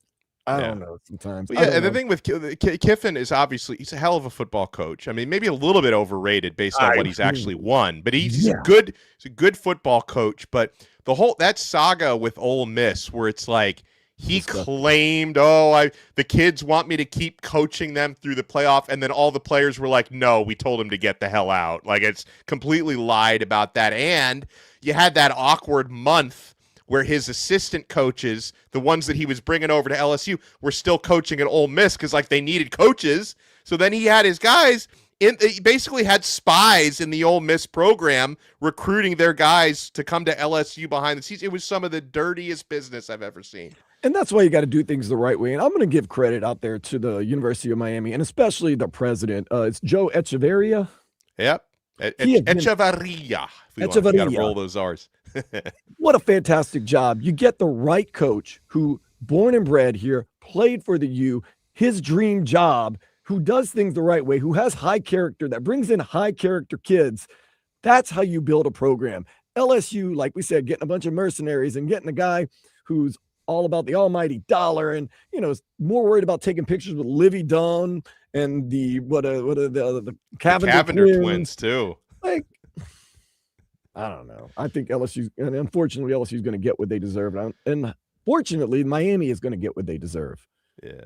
I believe in that. I really do believe in that. NFL is going to hold its annual league meetings. We call it the owners' meetings. That's starting tomorrow in Phoenix. Jeff Hafley will speak on Tuesday morning. Okay. Didn't they always used to do those meetings in like Palm Beach somewhere? Yeah. They moved them. Everything. Spring training, a lot of those are moving out of Florida to Arizona. I've never been to Arizona, Dan. I take a lot of pride in Florida. So I don't want us to lose this stuff to Arizona. I ain't gonna lie, man. Arizona's pretty darn nice. But if I had a choice between South Florida and Arizona, I've already chosen South Florida. But yeah, you take that humidity over that dry heat any day, right? Arizona's got some things, man. It just kind of depends what you're looking for. You know me, I like the dive bars and the bad ones. Arizona's got some bad ones, but it's more about hiking and outdoorsiness. And man, like there's times for that. But you got a mountain or a beach. What are you gonna take? Come on, man. Be honest. Oh. Everybody always tells me I'm a mountain person. I'm like, why do you live in Miami then? Oh. Yeah. Go move to the mountains. Nobody's keeping you. Nobody's keeping you. No, I'm not getting into it. That's not getting into it.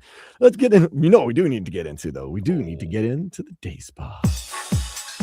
A cafe owner in British Columbia celebrated his 80th birthday by baking over 6,000 pounds of carrot cake.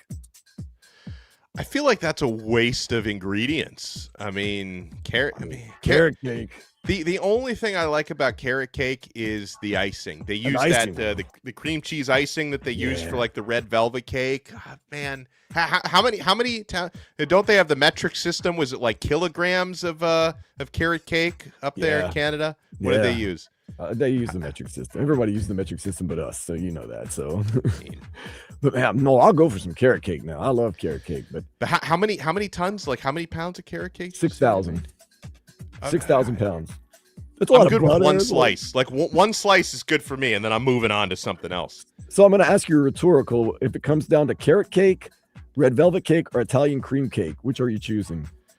Probably Italian cream cake. I was gonna say, come on, man. Yeah, I gotta go with I love all three of them. By the way, I love them all three. It just fits my fancy for that day, I guess. It goes Italian out of those three. Italian cream cake at the top.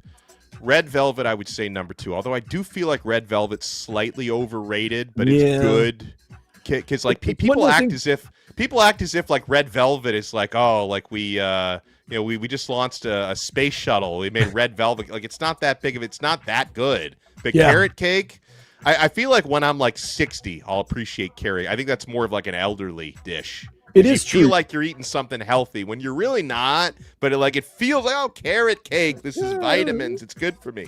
Yeah. I will say this. If you're like at work and there's like carrot cake in the kitchen, when you see it, it's like New Year's Day. Then you cut a huge slice of it, and about 3/4 of the way through, you're like, why did I cut such a big slice of red velvet cake? You bring up a good point, though, because I don't know if I've ever actually eaten carrot cake by choice. Like, I've eaten carrot cake if it's around. If somebody provides carrot cake and that's my option, I'll happily eat it. But I've never gone into, like, a bakery and been like, give me the carrot cake if I have other options. That's where you and I differ, man. I'm a carrot cake man. Put that carrot cake in my mouth. That's what I tell him when I walk in. Mario Cristobal, he was using his mouth earlier this week as spring practice began with the Miami Hurricanes. We're going to hear from him, and Dono and I are going to break it down next here on 104.3 FM WQAM. WQAM, broadcasting live from the Edmore Sawgrass Auto Mall Studios. Shop massive savings on a massive Chevy inventory, all backed by Morse at Edmore Sawgrass Chevrolet. Visit EdmoreSawgrassChevrolet.com. Chevy, find new roads. Let's go! Turn me up. We can now prove that most of us have faces for radio. So, that's what they look like? Wow. All of WQAM shows are live on YouTube. Just go to WQAM.com on YouTube, and there we are. You can't beat it. Joe Rose in Hollywood, Tobin, Leroy, J. Fig and Brittany, Hot, Crowder and Solana with Jimmy, and Dan Day and Vlad. Make sure you take a look. Fit tips appreciated. WQAM on YouTube. We're live.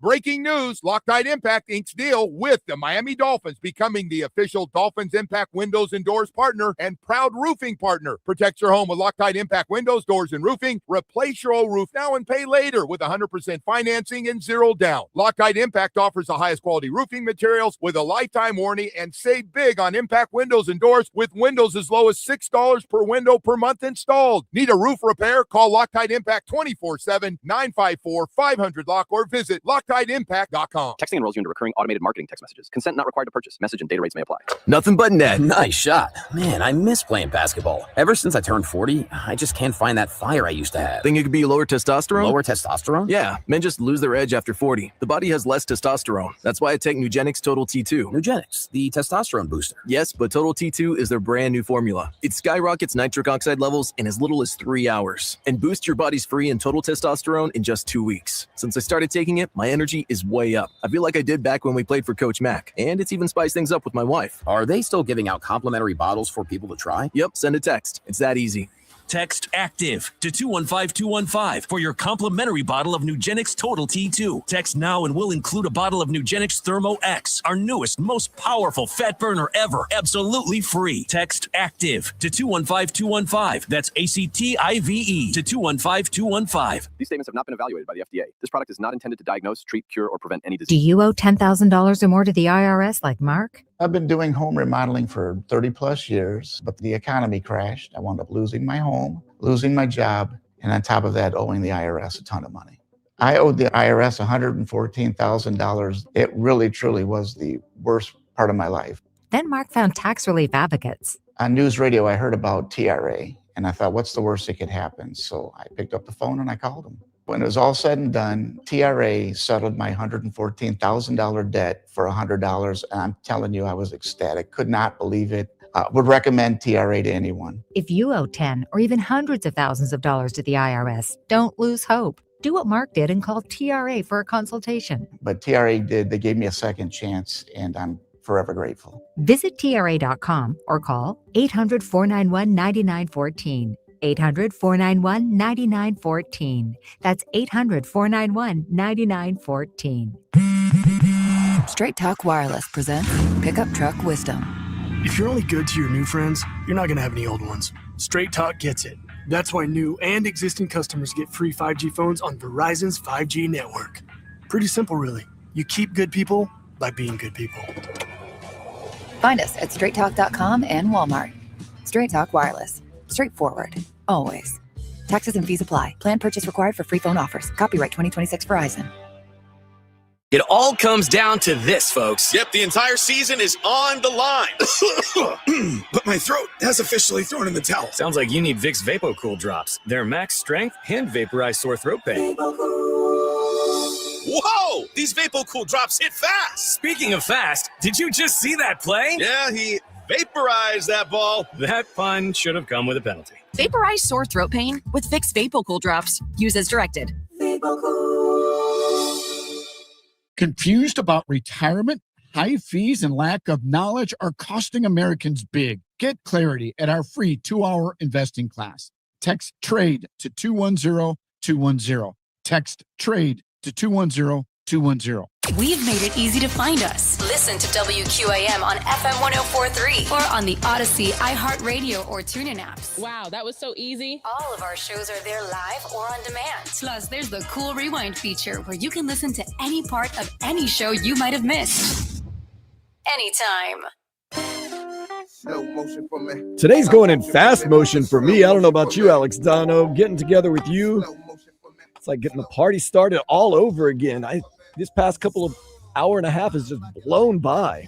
Someday with you, we've got to do a dive bar crawl, just you and me. And I'm gonna have to lie to my wife about where I'm going because she just has this worst case in mind where, like, if I go to a dive, I'm not coming out alive. Like, she thinks every dive bar is like the movie Roadhouse when it's not, not necessarily the case, right? But I'm going dive bar hopping with Dan Day someday. You got a 50-50 shot with me. Sometimes you go and it's a mundane, nice little visit. And then other days, it's like, how did I get that tattoo and who is Carmen? It's one of those things. I'm not going to lie to you. I mean, they're not all winners. I'll guarantee you that. But some days, like the next day, I just get text messages like, what the hell happened? I'm like, hey, those are the best nights, the ones you don't remember. It's like the hangover, like you have to retrace your steps, and then eventually, that's what I did last night. I was just sitting there. That's what I told her. I was just sitting there. She asked to sit next to me. I told her the seat was open, Ooh, there's some nights, I can tell you, man. And I mean, like I said, it's 50-50. I'm shooting 50-50, but just lie to your wife. That's probably the best advice. Although don't take my advice because I've got no one to lie to anymore. Sorry, Dan. You win some, you lose. So like I said, 50-50, 6-7, as they say nowadays. No 6-7 about it. This Miami Hurricanes team, I have a feeling that if things go right, when I say things go right, health, of course, and all the other things, that this team is going to be a force to be reckoned with. Vegas thinks they're going to be a force to be reckoned with. Dono's been out at practice. And you know what? I have a sneaking suspicion that their coach, Mario Cristobal, thinks they're going to be a force to be reckoned with. Earlier this week, he joined the Joe Rose Show. Danny Rabinowitz and Joe Rose, of course, out there. Jamie, don't want to forget about Jamie, the audio-visual guy for the Joe Rose Show, was also out there. Mario Cristobal stopped by after probably chugging a huge colada. He drinks colada like it's water and was ready to rock and roll with Joe Rose and those guys. And first things first, he told Joe Rose, and he kind of told you and I, Dono, and a lot of us behind the scenes, that when he got there, the cupboard was very bare. Not taking shots at anybody, but the cupboard was bare for what he wanted. He told him the cupboard was bare, but now He's cooking. 2022, we get here, roster is, man, we're in bad shape, right? Yeah, exactly. But I remember those days outside of Hard Rock after some of those whoopings we took, and talking to Francis and talking with Ruben, and talking to Wesley, all these guys, and saying, look, man, I told you it wasn't going to look pretty now, but we're going to build this thing from the inside out, and you guys are going to be the ones that are the agents of change. All right, you got to have the, the guts to be the ones to do it. And now fast forward 3 years later, and look where it's going, man. Man, doesn't that make the hair stand up on your arms and the back of your neck, Dono? Talking about Ruben Bain and Francis Maui, these big 5-star guys saying, don't look at it now. Look at what you can build. And look at what they did. God, it makes me so excited. Yeah, and just, again, I'm so proud of players like that who really just invested in making Miami a powerhouse and a contender again. Because, Bain, I'm sure Bain always felt the pull to stay at Miami because of, where he grew up. And he's, of course, got relatives who played for Miami. I've talked with Tolbert Bain before, who's a cousin of his who played at Miami back in the day. So he obviously had the family ties and the community ties. But, he made Bain could have gone anywhere in the country. Like, he was being heavily recruited by Bama, Auburn. He could have gone to Florida State if he'd wanted to. And in fact, the year that I know Florida State has been awful the last couple of years, but like the year after he finished high school, or the year he finished high school was the year that Florida State, they were 13 and 1, with the loss to Georgia in the bowl game. So they were coming off a great year, but he chose to come to Miami. But Francis Maui Noah, 0 South Florida ties. I mean, the family is from American Samoa. Like, he did play at IMG Academy in Bradenton, but that's a boarding school. He's not a Florida kid. But, he chose to come and be developed in Miami. And obviously, I wish we could have gotten over the finish line and had an actual championship for these guys, but they came so close. They won 2 major bowl games en route to playing in that national title game. And I just have so much appreciation because, those guys had to take their lumps. I mean, the first year for CC and for Bain, Miami went 7-5, 7-6 with the bowl game that year. They had some really tough games, but you saw the progression from 7-6 their first year to 10-3 their second year, 13-3, and a national championship game their third year.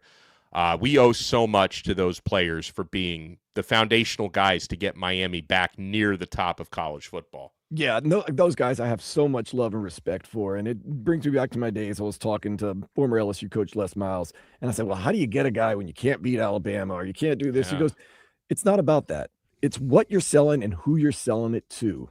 And another guy, Dale Brown, who was a longtime legendary LSU coach, said he went to a big-time recruit, Rudy Macklin, who was from Louisville, Kentucky, and was getting recruited by Kentucky. And he said, I went to Rudy Macklin, and I said this. I said, you can go to Kentucky and be another good player that's gone there, or you can come to LSU and you can be the cornerstone. What do you want to be?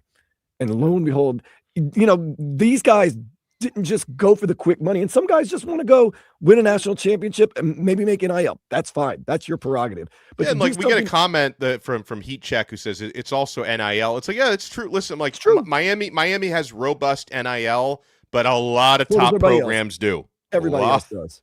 Yeah. Look, and that's what I'm saying. Like, these guys could have said, you know what? I want to go win a national championship, or I want to be on TV every week.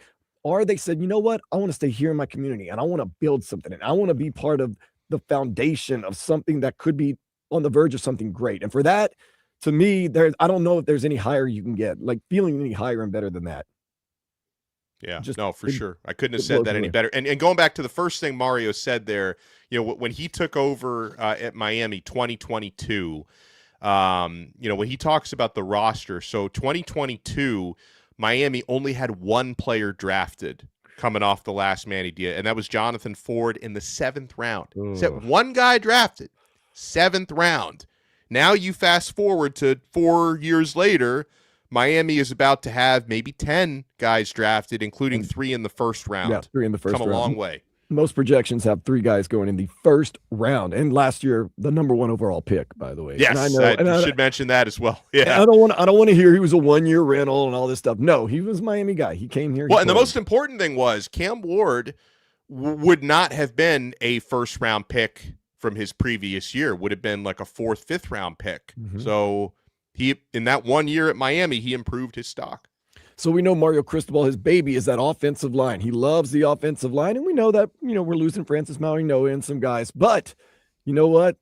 They just rebuild is what Mario Cristobal says. Restock. Yeah, you know what? We've recruited great talent, and we have a great system for developing dudes, especially the guys up front. In spring, it'll look a little bit different because a couple of guys are banged up. A couple of guys came in banged up, and a couple of guys are recovering from some in-season stuff. But I still think it'll be fine for spring, and we have tremendous confidence in what it's going to look like in the fall because we've got size. All right, mass kicks ass, our old saying, right? Yeah. We've got mass, we've got explosiveness, we have athletic ability, we have some smart, tough-ass dudes. That makes me feel good. Yeah. Mario Cristobal sounds like, look, don't worry about it.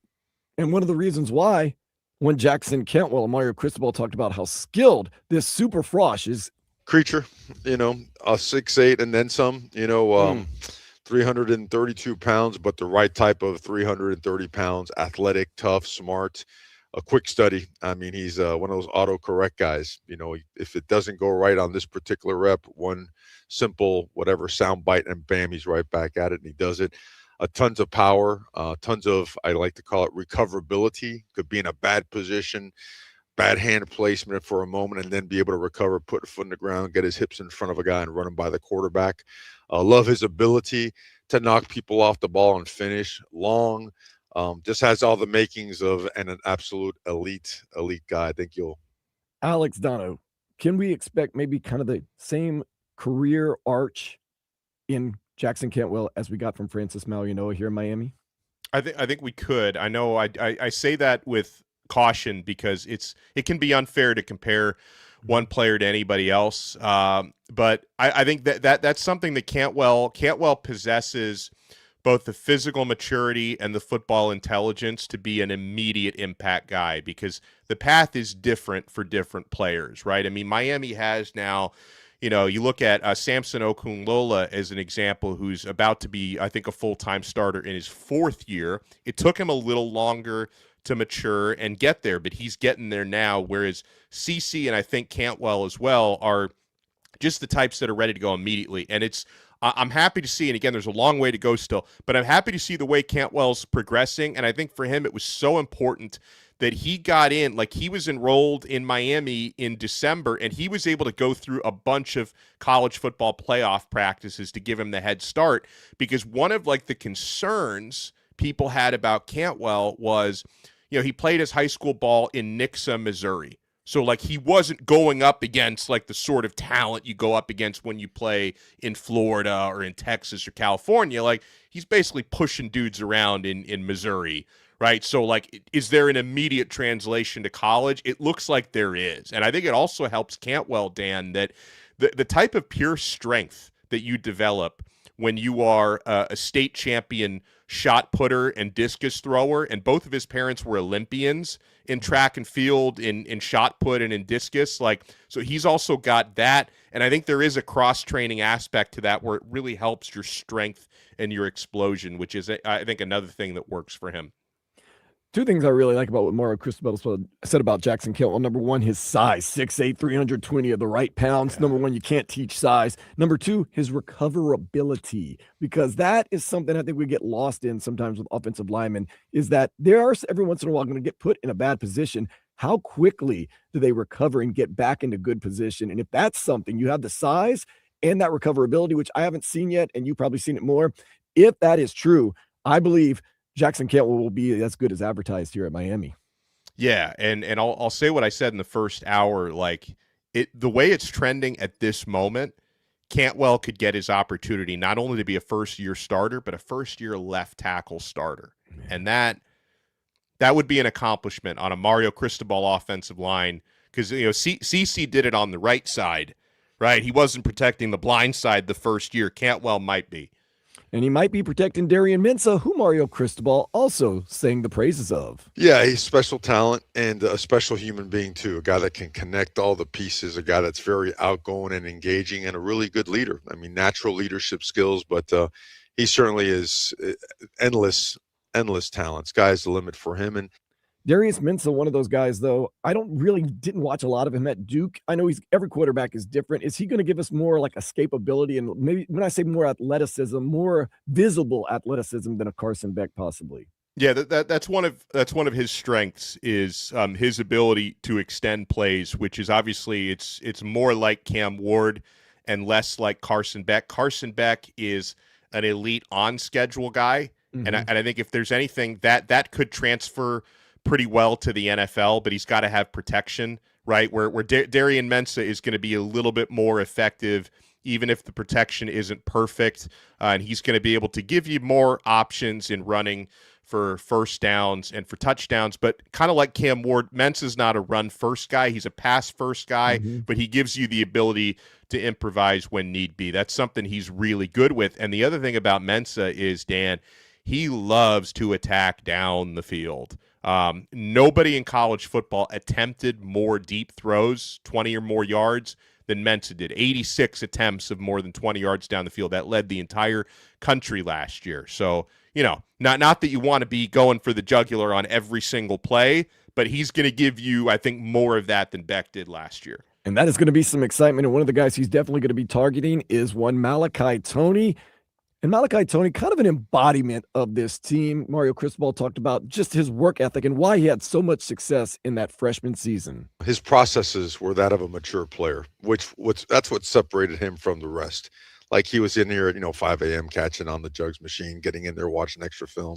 But I thought the part that stood out, he was making big-time plays against really good players. And that wasn't out there yet, right? Keontae Scott, no one knew about him, and then Jacoby Thomas and Poyser and all these guys in the secondary. He was making a lot of big-time plays against really, really good players. And there was no slowing down. There was no sign of contentment. There was just a hungry, driven dude that at all costs wanted to be in that lineup come snap one. Like I said, kind of the embodiment of this team, because Alex Dono, I was doing the show with Joe Rose and Hollywood and Jamie, and they were there early, of course, at 6:00 before practice way started. And just throughout the show on the video screen, you just see Malachi Toney walking in the background, Reuben Bain in the background. All the players are walking in and like, when does practice start? They're like, oh no, they're just here early, an hour to kind of get ready, to watch some film, to work on some things. I'm like, wow, this is a team that is really, really committed and gives me a lot of hope. Yeah, one of the things that's very common, like when freshmen come in, Toney came in as a freshman last year, is they have to kind of rely on the veterans to sort of teach them the necessary habits. Malachi didn't need any teaching. Like from day one, he already knew how to prepare and practice like a veteran. And I think that's a big reason why Toney had so much of an impact. And I can remember, Dan, like the Locked On Cane shows I was doing like before spring ball last year, a year ago, was like, maybe Malachi Toney can play quite a bit as a true freshman. I didn't imagine he would be like the first guy you write on your starting lineup, right? Like I didn't realize just how fast he would take to it. I think a lot of people are wondering, like, how do you kind of follow up on what you did last year? He's going to get a lot more attention this season. His work habits are still there.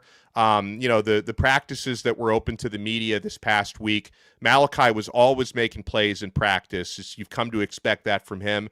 And then the other part of it, Dan, is, so he's going to be an even bigger part of the game planning for opposing defensive coordinators this year.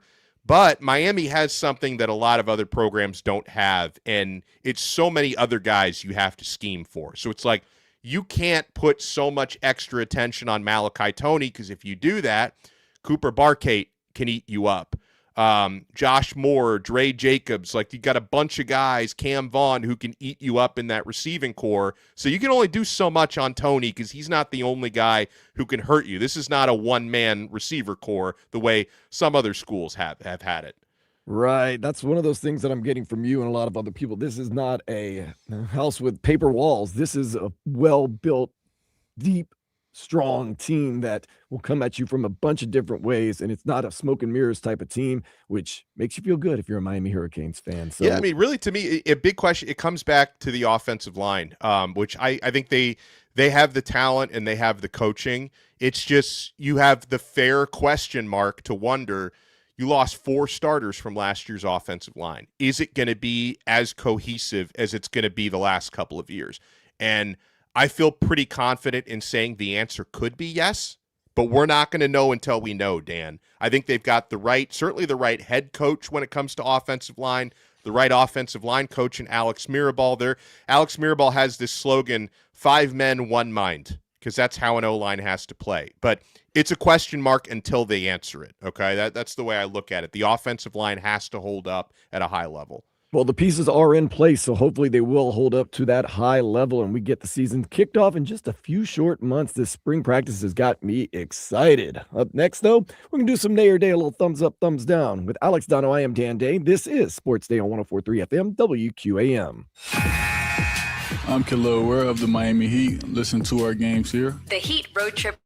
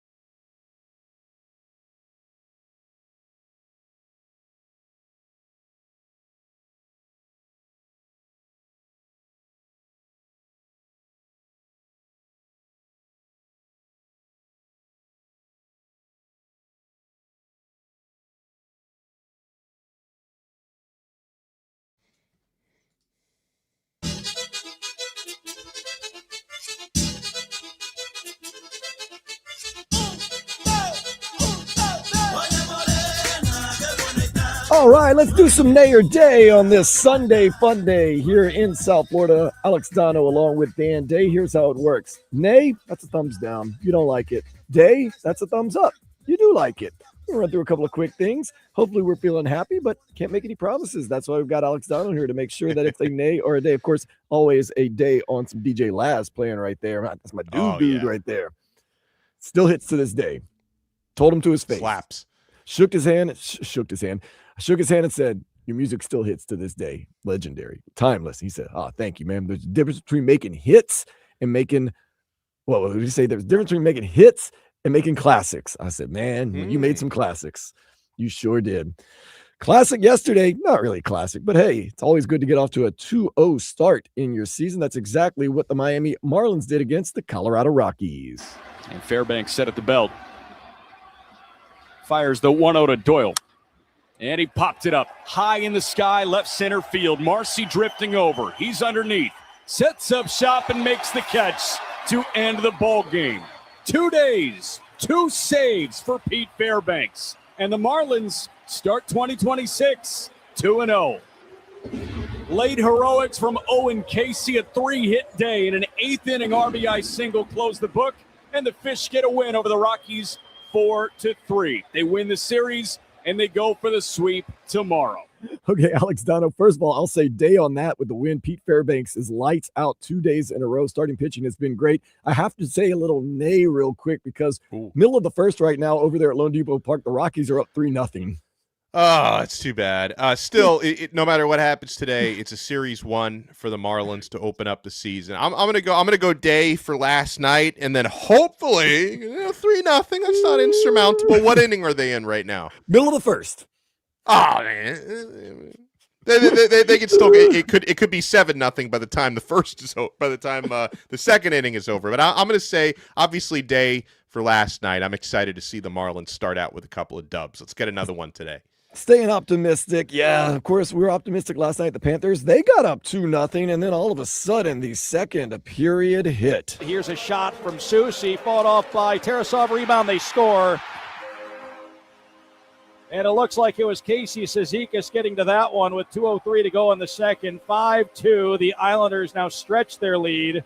And it is the veteran fourth-line center, Casey Cizikas, there to jam it home.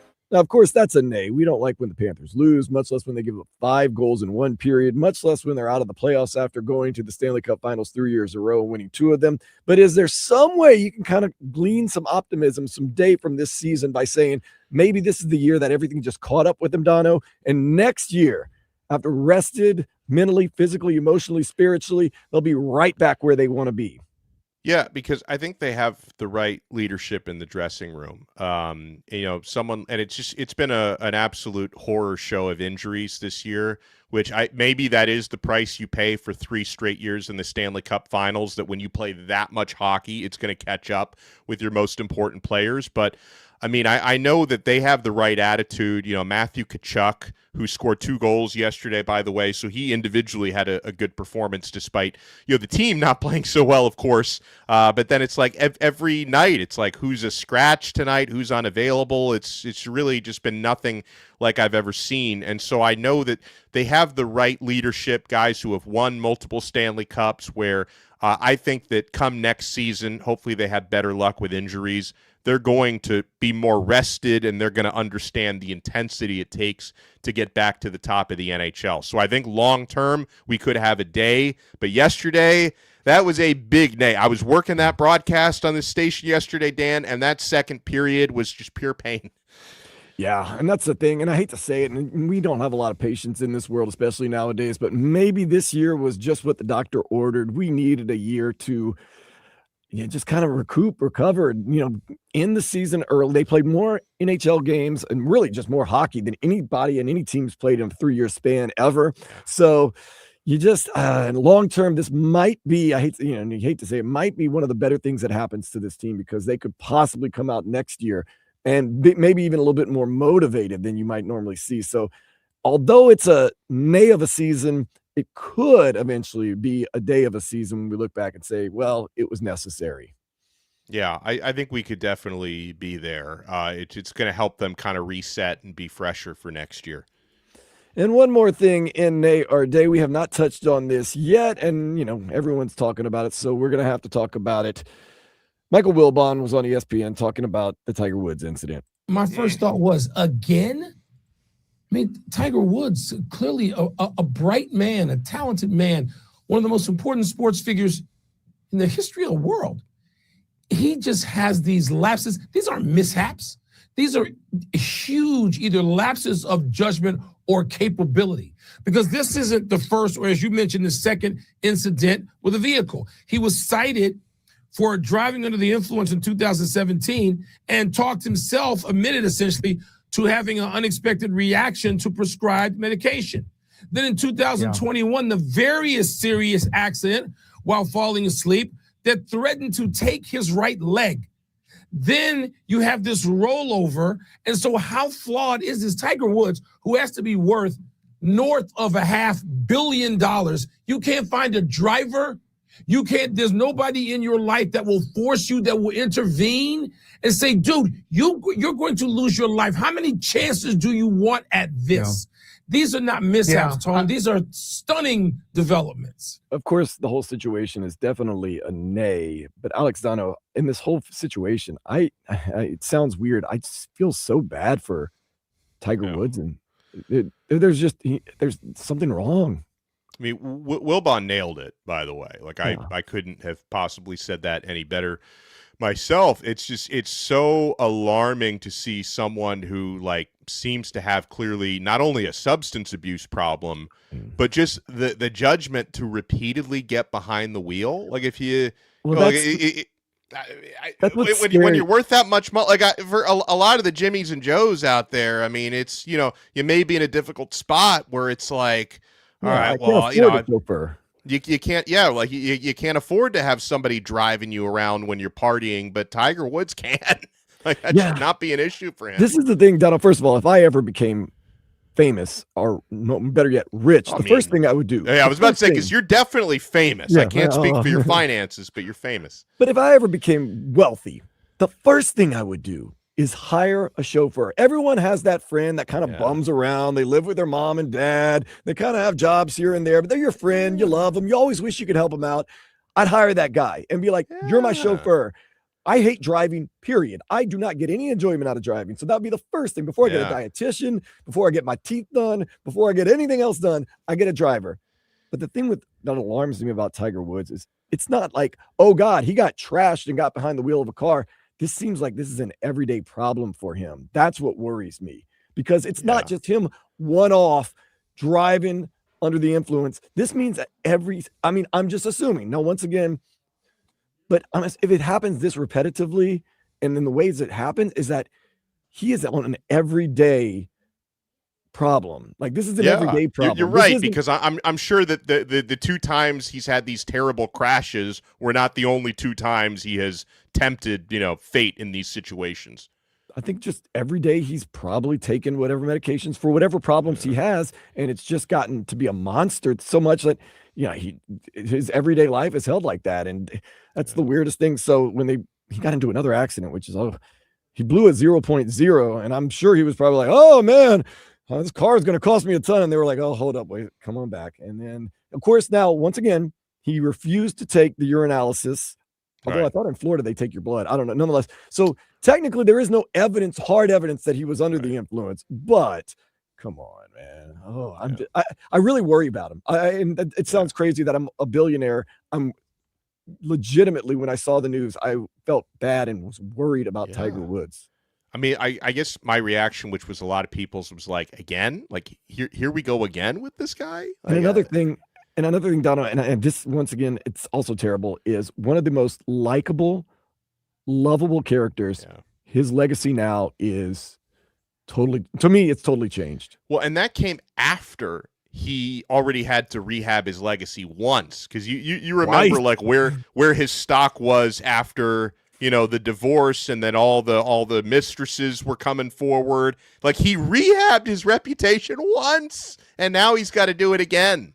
Maybe for the third time, you could say. At the height of his career, I didn't totally love him, but I liked what he did. I respected him. I liked what he did for the game. And I said, okay, maybe I don't love the guy. Maybe I'm not a huge fan, but I respect him. Then he did that thing to his wife, and he rehabbed his quote unquote image. And I said, you know what? I'm okay with Tiger Woods. Right, because it reminded us, like, he's human. We're all human. Everyone deserves a second chance. But it's like, And then he got into the bad accident where he almost lost his leg, and he recovered his image again. And I said, you know what? I like him. I want him to do well. I told you, if he ever won another Masters, I would be so ecstatic. That would be one of the best stories in sports if he can win another Masters. But now, I don't know. How many times can you get burned by your ex, for lack of a better term, before it's like, okay, like, now, like I said, I don't like him anymore. I just feel bad for him. That's weird to say. I feel bad for Tiger Woods, and I'm worried about Tiger Woods. Yeah. And I just I hope mean, that yeah. I I mean, just I hope that still, it's I something. still like him, but I'm very worried about him. I really am. Yeah. And I mean, that's, and we're on the radio and we're supposed to have these crazy, wild, not hot takes or, insight. And it just comes to a point where I'm just legitimately worried about him or anyone in his instance and circumstances. And trust me, you know where I come from. I've lost friends due to stuff very similar to that. And I've had those hard conversations where I've told them the next time it happens, you are going to be dead. And it happened. And I just feel as though Tiger Woods, the next time, there is not going to be a next time to rehab or recover or do anything. Yeah, I'm just worried. I mean, he coming out of this, he needs to have a full-time chauffeur, like a live-in, drive me everywhere. Full-time like chauffeur. Do you remember? Full-time life coach. Yeah. Well, do you Parole remember Once Upon a Time in Hollywood, where DiCaprio had Brad Pitt was his full-time driver, takes him everywhere he needs to go. Tiger needs to find his Cliff Booth. He needs to find his guy. They say, he might need an entourage, to be honest with you. Entourage of good people. Good drivers, too. Get former Formula One drivers, like retired NASCAR drivers, best possible drivers. Maybe even a couple of people that use him for his money. They just, we need him around. Turtle. Let's keep him safe. I need people around Tiger Woods now. I need some insulation. Like maybe I'm crazy. Maybe I'm not. I don't know. But we're going to flip the script. We're going to talk about more positive things next. Get caught up with everything. Maybe talk about the new quarterback in town. Not talking about Darian Minshew. We've talked about him. Maybe the other new quarterback in town. And then later in the show, we're going to talk some football because Alex Dono is in the house. We'll even get Daniel Solana in, and you guys can just talk shop. I'll step out of the way and make it happen for you guys. Of course, we got the Marlins trying to make the comeback today. We've got the Panthers making hopefully another win for us. And we got Alex Dono and Dan Day going to 3:45 till the Heat take over against the Indiana Pacers. This is Sports Day on 104.3 FM WQAM. Text WQAM on the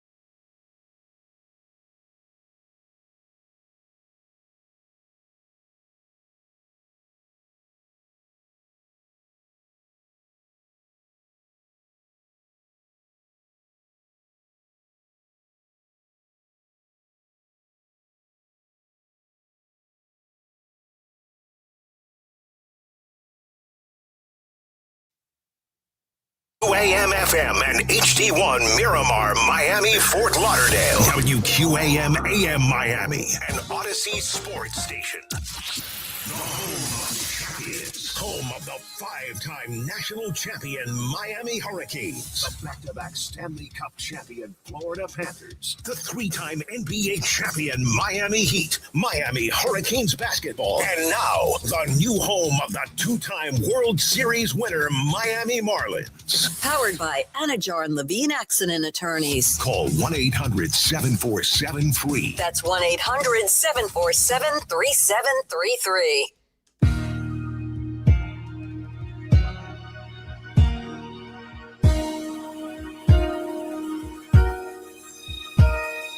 Welcome to Miami, where them boys used to touch tourists on a daily basis.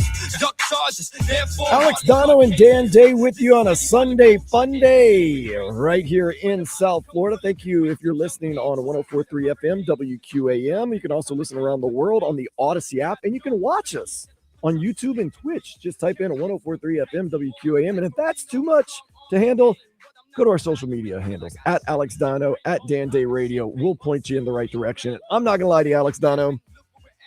I woke up on the wrong side of the bed this morning. I can tell, but before the show, I asked you how you're doing, and I didn't get an immediate yes. I knew something was wrong. So, I got a lot of things going on in my life, in and out of there, and I told you last night I go to A-Track, and I had free tickets, but I didn't get in on time, so I didn't go to the concert. So then I was up late with nothing to do, so I woke up this morning, and some people were kind of testing me, and I felt as though they were kind of being rude to me, and, they're just things, started snowballing, and I said, oh, man. But then I remembered, I was like, I'm going to be on with Alex Dono. And the second we turned on the microphones, I started feeling good. And I'm not going to lie, these past 2 hours flew by, and I am now really in a good mood. So for Jimmy and Trevor and Vlad that were here earlier that saw me in the bad mood, now Brittany and Wendell are coming in. They're like, you seem so happy. Both sides, they need to coordinate because it's just been night and, pardon the pun, night and day for me ever since we've gone on. And it's been so much fun. You've hyped us up about this Hurricanes team. The basketball team for the Hurricanes is doing good. The Heat, they're getting healthy, feeling good. Inter Miami's opening up new stadium next week. I'm hoping you'll be there because I'll be there. Yeah. Tailgate starts 3 hours before the game. Don't worry about that. Vice City 1896 got us covered, the supporters group. And, maybe the Dolphins will make us feel good. We're going to talk about that in just a little bit. And we're going to 3:45 up to the Heat game when they're going to be playing the Pacers, hopefully another win. I'm walking on sunshine now. Although it's cloudy outside, I'm walking on sunshine, Dono. Yeah, it's that time of year where sunshine can turn into torrential downpour at about 30 seconds, but it's always sunshine when I get to talk with Dan Day, and it's a super busy time. I'm excited to talk some soccer with Daniel Solana a little bit later on. Oh, he's going to be hamming it up. He's going to ham it up because he wants to show his knowledge to you. Oh, he likes to and listen, I'll give him that because he is all knowledgeable when it comes to the world's favorite game. And he's not going to shy away from his feelings either, man. He's called out Messi before. He's called out coaches before. He's called out national teams before. He even said Uruguay has no chance of winning the World Cup. Then he went on a trip to Uruguay. Maybe he's dead. Maybe someone's just answered his phone. Did he make it out of there alive? Then he said, I really think Argentina is going to win the World Cup. And I was like, what are you doing to yourself, man? You're going to Uruguay tomorrow. And he was like, I know, man. Well, I know like the betting favorites to win the World Cup are all in Europe. And it's not to say, obviously, we saw Argentina just win one, so it can clearly happen. But I think Spain, England, and France are, and France is always loaded with talent. I think those are the. I always feel like England is always a fraud. I feel like they get hyped up by the English soccer fans or the proper football fans. Always we invented the game. Yeah, they talk themselves into overhyping their squad. So I'm going to say England has zero chance, but Spain and France definitely are going to be right up there. The problem, and of course, I don't want to get too into soccer before Daniel Solana comes on. The problem with France is it's the French attitude, man. They don't always get along. They're from all over the place. They kind of have that snootiness. Well, and that's also how they win. It's like they have like like the historic colonies, and everybody gets citizenship, and so it's like they can take the best players from any country. Yeah, and that's the thing. Like, it's a feast or famine type of thing with France. When they're not getting along, it can either motivate them to win, or it can just be totally detrimental to the team. But my thing is this. Watch out for the USA in this upcoming World Cup. I mean, I hope so. Home teams traditionally perform Yeah, well that's true. in That's World true. Cups. Pochettino, he's got this team rolling despite that 5-2 loss to Belgium yesterday. Yeah, despite that little thing. Semantics. It was a friendly. Yeah, it's a friendly. If you're the champion of friendlies, good to you, but I don't know. And then, of course, Argentina, they've got great players. Don't get me wrong. But does Messi have, and I hate to say it because he's so great for Inter Miami, does he have one last go in him? That's the question. Or has time finally caught up with who many people say is the greatest player of all time, who I can already say is, to me, the best player in MLS history? Oh, 100% on that. I always, even before he got to Miami, I always would lean to Messi in the Messi versus Ronaldo debate. Cristiano Ronaldo, that is, because I'm also a big fan of the Brazilian Ronaldo from the 90s. El Fenomeno was huge. But I'm also like Maradona for me was like if he could have kept his substance problems in check, can you imagine? Because that dude, when it came to the partying, if you watch that documentary that came out a couple years before he passed away, always redlining it. If he could have actually focused on treating his body and mind like temples, there'd be no debate. He would have been the greatest. Some people say he was the greatest anyway, but if he could have focused on being the best player he could have been, there would have been no debate. What an interesting person. I'm using the word interesting to cover what I really should say about him. But, man, did you see the way he hit on women and stuff? He just blurts out at them and stuff. Wow. He talks about all the drugs and all the craziness and the way he treated people. And the way he treated himself was not very good either. But to me, I mean, when you just want to go pound for pound, and, pardon the pun, when you're going to pound for pound, Maradona was something else, man. Oh, he was incredible. Even though, one of the biggest goals he ever scored was a completely shameless handball. Could have gotten away. Might have gotten away with one. They didn't have the VAR technology back then. They got away. The British will be upset about that one forever. But oh yeah, as they should be. I mean, it's pretty shameful. I mean. Let's get to some headlines because we've been joking around too much. The Heat are at the Pacers today at 5 o'clock. Miami is 10th in the East with 8 games left in the season. We got some basketball going on today besides the NBA pros. Illinois, they downed Iowa 71-59. They're going to the Final Four. Arizona going back to the Final Four for the first time in 20 years, defeating Purdue 79-64. Today at 2:15, just a couple of minutes, Dusty May in Michigan going to be taking on Tennessee. Then at 5, you get Duke and UConn. That is going to be a heavy weight bout. Duke has not performed the way most people wanted them to perform in this tournament, but they have still kept getting wins. Yeah, I mean, I view Duke as they haven't played to their full potential yet in this tournament, and I think that opening game against Siena, which I watched wire to wire, you talk about a wake up call. Like Siena with a 5-man rotation, 0 substitutes in 40 minutes, pushed them to the brink. And I think some of Duke's players even admitted, we just thought we could stroll in here and beat them by 20. So I thought that was a good wake-up call. I mean, in their second game, was it against TCU? They completely rolled. St. John's, which are Rick Pitino coach team, very feisty defensively. They gave them all they could handle, but I'm favoring Duke to beat UConn today. I just think it's going to be close. Duke's favored by 5.5. I think they're going to win it's going to be a 1-possession type of game. But I do think Duke, to me, when they're clicking on all cylinders based on their talent, they're the best team in the country. And we saw them beat Michigan in the regular season convincingly. So I think Arizona's probably been the best team in the tournament. I think Duke is the best team overall. So it's just, are they going to be able to punch their ticket? And getting, was it Caleb Foster, getting him back from injury in the last game was big because he had missed 20 days of action. So getting him, they got more reinforcements heading towards the championship.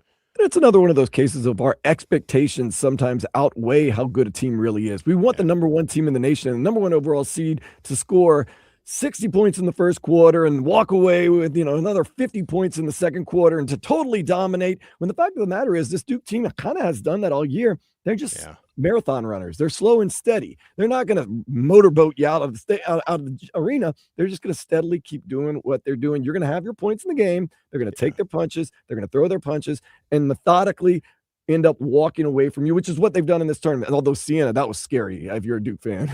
Yeah, I mean, we knew Duke was going to win. It was just like, all right, when are they finally going to take the lead, right?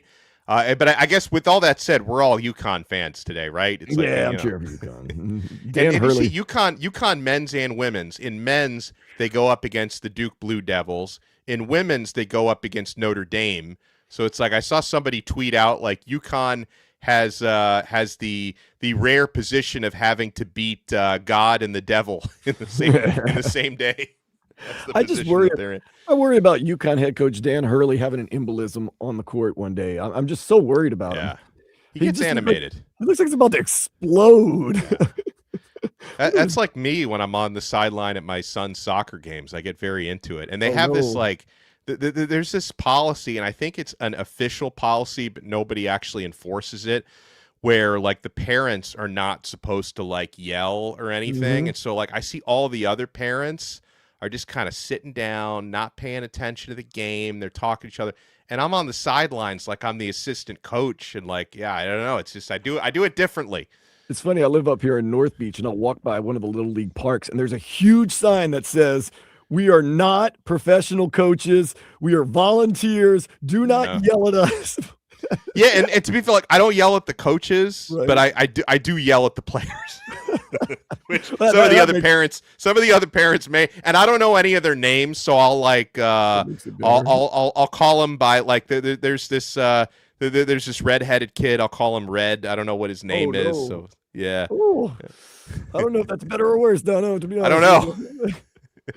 Oh man, the New York Islanders scored 5 in the second period as they beat the Panthers yesterday 5-2. The Cats are currently tied 0-0 with the New York Rangers early in the game in the first period. The good news for the Marlins is they've gotten a run back in the bottom of the first, so they're now in the middle of the second inning. They're losing to the Rockies 3-1. So well, they got one back. That's important because you gave me that gloom and doom update in the middle of the first when they were down 3-0. We're chipping our way back into it, Dan. It is Max Meyer's first start in a very long time, so maybe it is. Some of the rust off. And I mean, 3-1 in the second inning's not insurmountable, so we'll feel all right with that one. We're going to keep an eye on that one. Floyd Mayweather says his upcoming fight with Manny Pacquiao may or may not happen at the Sphere in Las Vegas, and it will be an exhibition fight, which contradicts Netflix claim that it will happen at the Sphere September 19th. It will be a professional. And he's like he's like bankrupt, right? Did I see that correctly? Like he needs he needs the money. You know, the spending habits got a little lavish for Floyd. It's like what is it with boxing? Like, don't you think a guy would learn? Like, I can't follow the mold of every other boxer that's gone ahead of me and made millions and billions of dollars and blown it all. But they always do it. It always and a lot of times, like over the years, it was like management was stealing from you. But I don't think that's never happened to Floyd. So speaking of, we were talking about Tiger Woods needs to keep an entourage. Floyd keeps an entourage. I know that. Yeah. I read this thing, and I never know what's real and what's fake anymore on social media. But I read that Floyd, since he became like famous, has never worn the same pair of underwear twice. God. And this is the thing. He can't, like Tiger, say he has substance abuse problems because he keeps his body like a temple. He does no alcohol, no toxins. He exercises in the middle of the night sometimes. Like, he is super healthy. So man just likes to spend money. And I don't think he even gambles. Like, I mean, who, Floyd? Yeah. Oh, no, he gambles. He does. Oh yeah, doesn't he? I thought so. Unless I'm thinking. I think he does like $1 million bets. I'm pretty sure, and he's lived in Vegas for decades, so I'm pretty sure. Okay, well now we know where probably some of that money's gone. Yeah, so Floyd Mayweather did reportedly says he never wears the same pair of underwear twice. I wanted to make sure I didn't get that wrong. Man, speaking of underwear, let's go ahead and take a step into the day spa. A man in New York ate at 28 Michelin star restaurants in the span of 24 hours. What? 28 Michelin star restaurants in 24 hours. I guess those must be some small portions at these fancy joints, right? I was going to say, you might eat at all those restaurants in one day, but you're going to pay for it for years to come. Yeah. I mean, have you ever eaten at a Michelin starred restaurant? I not knowingly. I guess it's possible I have, and I don't always check like the Michelin status of every place I eat at, so maybe I have, but I'm sure you've eaten at a few, right, Dan? I don't think I have. I've eaten at some really? high-end restaurants. I was Yeah, that's what I'm thinking. Like I've eaten at some high-end restaurants that maybe are, but I didn't check. I don't. Right. So I wanted to go eat at Stubborn Seed down in South Beach, but I saw that you could only get a prefix menu, and it Yeah, didn't it's a fit my case with diet. some of those places. Yeah, and that's the thing. I kind of like to be a little more free on the menu, so that kind of kept me from doing it. But I don't know. Maybe one day. No wait. No, I don't know if I ever. Oh crap! If I ever told you the story, I got too excited about these Michelin-starred restaurants and did. everything. So Baboni, who I'm a huge fan of, he owns a Baboni. restaurant. He owns a restaurant here in South Florida in Brickell. It's named Gecko. So one day on this show, we were joking around, and I was looking, the menu, and I was like, "Oh, let's see what reservation." And it said, they had all my credit card information in there because I have already made reservations on the same computer, and it saved it. And I accidentally made a reservation for 2 that night, which is a problem because I wasn't planning on going. And they have my credit card information. And if you back out, it's a $50 fee. Yep. No problem. I go home and say, guess what? Surprise. Booked us a nice dinner at Gecko. We're going to Gecko. I got the response. I'm not going there. I'm not going out tonight. So surprise. Dinner for 1 at Gecko. I got a salad and a beer. And I was like, I mean, that's better than paying $50 for a place you don't go to. So that's the only move in that spot. I'd rather eat the $50 like a la the salad and the beer than eat the $50 than not go anywhere. Now I don't mind eating like alone. It happens if I'm traveling or something. But is it like that's a pretty swanky place though? Was it weird? Was it weird? It's like for me, if I go to like a diner, table for one's not a big deal. But at Gecko, was that a little awkward? No, but see, the cool thing about Gecko is it's kind of like one of those hybrid club / restaurants in Miami. So you're kind of at a club, but kind of at a table. Okay. So I kind of have the camouflage, but yeah, it's still a little awkward. I'm like, a little awkward. Yeah. And plus getting a salad and a beer, that looks weird. Like, I mean, I'm sure the waiter or waitress was like, okay, this was a bum doing. I just kind of played the sad card. Like I got stood up. Well, like how much were the entrees? So you only got a salad. Like what prices like were we looking at? $50, $60, something like that. Yeah, I did that yesterday too. So there's a bar right across the street from us called Maji. And it's been known to have quite the good-looking crowd. So yesterday I got off about 8:00, and I decided, you know what, I'm going to walk in there and just kind of check out the scenery. I don't want to buy anything. I walk in, there's like 3 people in there, and I go, oh no. So I started looking around, and I was like, and I just made this up on the spot. I go, did a girl named Sarah come in here, blonde hair like down to here? And they were like, no. I was like, oh, I can't believe it, man. She stood me up. And I just walked out in shame, man. In shame. So I gotta be dang. That was a quick thing. So I said, oh yeah, she must have stood me up. Man. That's some good improv on your part to have that in your back pocket. Because I would have just stood there like a doofus for 5 seconds and then just turned around and walked out. It already had the cloak of embarrassment on my face for a different reason, but it was believable because I looked embarrassed. I was embarrassed. Yeah, I got stood up. And what are they going to say? You got to buy a beer? They probably felt terrible. I'm surprised they didn't say, hey, before you go, here's one on the house.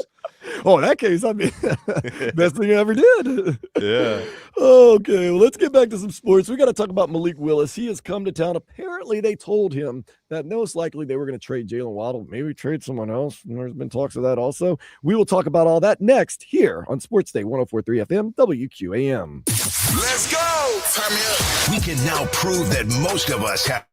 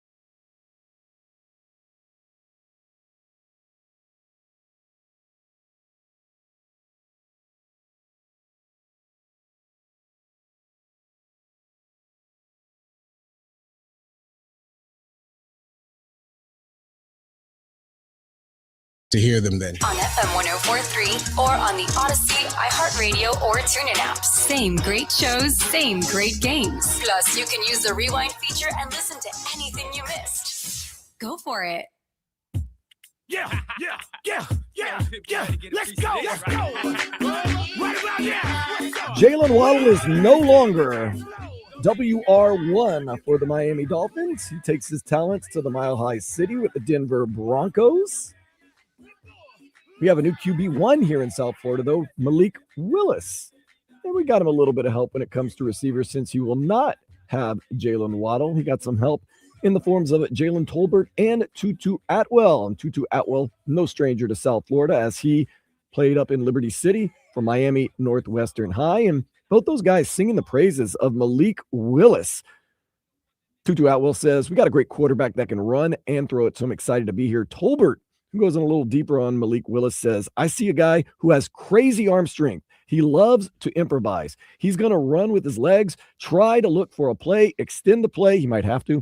A smart guy as well. I think he probably mentioned it to y'all before. I've known Malik Willis since we obviously came into the league together, and he's gotten smarter. He's learned what not to do and what to do and how to be a pro, how to carry himself in certain ways. And he's a guy that's getting the opportunity to be so. And I think he's got the opportunity in front of him, and I know he's ready for it. I'm looking forward to be able to be by his side and help and be there for him, be a reliable person for him. Malik Willis, there's no doubt he has the raw tools. Alex Dano, he's got a good arm. He's got a lot of mobility. There's just not a large sample size. And I think that's what a lot of people are worried about. Yeah, and on that arm, when he was at the scouting combine a few years ago, he literally set velocity records. Like he broke the records that had been previously set by Josh Allen. So, literally one of the strongest arms to ever come into the NFL. So he's got that. As a Dolphin fan, I'm excited to see a quarterback who legitimately has dual threat capabilities, because haven't had a whole lot of that down here in any way, shape, or form in the history of this franchise. So that's going to add an element that gets me excited. It's just, to what you said, Dan, it's just the lack of starts and the lack of actual in-game reps. I mean, Willis, who has earned some positive attention, especially in Green Bay the last couple of years, but in the past 2 seasons, he has attempted a total of 89 passes, threw for 422 yards, 3 touchdowns this past year, 3 touchdowns and 550 yards the year prior, has no interceptions since his rookie year, Tennessee in 2022. So again, limited sample size, but he's taking care of the football. It's just going to be a very tricky thing evaluating Willis this coming season, knowing, you have weapons, but you don't have Jalen Waddle, right? Like you don't have the arsenal of guys that Tua had here when he was, at his peak, when, they had plenty of talent around him, and the skill positions could only take them so far. So it's going to be interesting to see what Willis can do for, a full year as a starter. We're all assuming, of course, he's the starter over Quinn Ewers, who I would also like to see get some playing time just to kind of see what he can do, although he got his opportunity last year and it was ups and downs. But yeah, I mean, I'm excited to have Willis here, even though maybe they overpaid for him a little bit. But I mean, I want to see if he can actually become a viable franchise quarterback. And if not, they're going to have opportunities to draft somebody who is. And they're going to continue to draft quarterbacks. They've already made that point very obvious. This is my thing. As a quote-unquote casual Malik Willis fan, he didn't do very good at his time in Tennessee. He didn't have a lot, but he was not a good starting quarterback in Tennessee. He was young. Then, not 2 years ago, he actually came in for Jordan Love and won games. Was he a good quarterback? No, but he got wins. And you say, hey, look, he can do that at least. I thought last year when he came in for Jordan Love, especially in that Ravens game, he was not very impressive. No. But Jeff Hafley and John Eric Sullivan sing his praises. They said, look, we know him better than anyone in this league outside of maybe Matt LaFleur. We actually worked with him. Jeff Hafley actually worked with him even closely because he was the scout team quarterback, so he had to tell him how to play. And they said he overperformed. They know him very well. They believe in him. They went out there, pretty much got him right the second he was available, and he was the quote-unquote free agent. So they believe they got their guy. But once again, the key words is they believe, not they do have their guy. And time's going to tell them. And, I use the eye test a lot, Dono. Like, I'll know whether he's a good or bad quarterback or whether he's the future of this program by simply watching him. And I know, you got to have weapons, you got to have offensive line. Some guys are good, whether they got weapons or not. Well, yeah, I mean, you look, for example, Cam Ward last year, I think was a great example because, the trolls who only looked at the box scores, like, oh, it took him this long to throw his first touchdown. Why is his team not winning any games? It's like, if you wanted to troll him, yeah, you could find ammunition based on the box scores and the wins and losses. But yeah, I had Sunday Ticket last year because first time I've ever had Sunday Ticket because my son is a huge Cam Ward fan. And we were watching the Tennessee Titans. They took plenty of lumps last year, watching them every single week. And we saw Cam making plays behind a bad offensive line. So many really good passes, dimes he was throwing were getting dropped. So like you're right, Dan, when you actually watch these quarterbacks, even if the supporting cast is not up to snuff, you can tell who could play and who can't. So that's what we're going to be watching with Willis. I hate to even bring up that point and once again beat a dead horse, but you kind of always had that feeling with Tua Tagovailoa. You always kind of knew he was good, not great, and some people wanted to make him great. Some people wanted to make him the worst quarterback in the league. And when you really got down to the core of how you really felt, it was like, he's good, not great. Yeah. And then, of course, last year, the injuries and everything started making him a little more marginal, but I always kind of just have that gut feeling. Joe Burrow comes in the league. They didn't win a lot of games, but you're like, this guy's going to, blow the doors off this place if he stays healthy. Yeah, right. Exactly.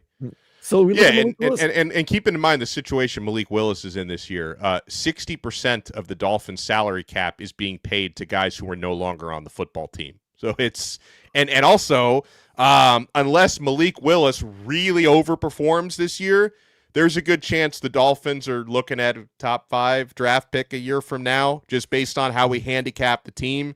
So they're going to be in position to draft a guy. And I know I'm already seeing people talk about Arch Manning. I'm still not sold. I mean, I know like he was ascending, I guess, throughout the season last year, but I mean, there were some concerning games. I'm not going to anoint Arch or anybody yet, but there are going to be some good quarterbacks, including Darian Mensah, who will likely be available in the next NFL draft a year from now. Very much so, but it's good to see, and it's exciting as a Dolphins fan for what we've seen, especially last year. And Tua, once again, the injuries caught up with him. He wasn't mobile. His arm strength went down. To now have a quarterback that's extremely athletic, that's mobile, that has a gun of an arm, just to see that, just the difference in it. Not to say Tua's better or worse, but just to see something totally different. And I've said this before, Dono, and I do the post game, every game for the Dolphins. Every fan is getting exactly what they asked for. They said, fire Chris Greer. Get rid of Tua. Get rid of Mike McDaniel. Get a quarterback that could run and throw the ball. You've gotten everything you've asked for.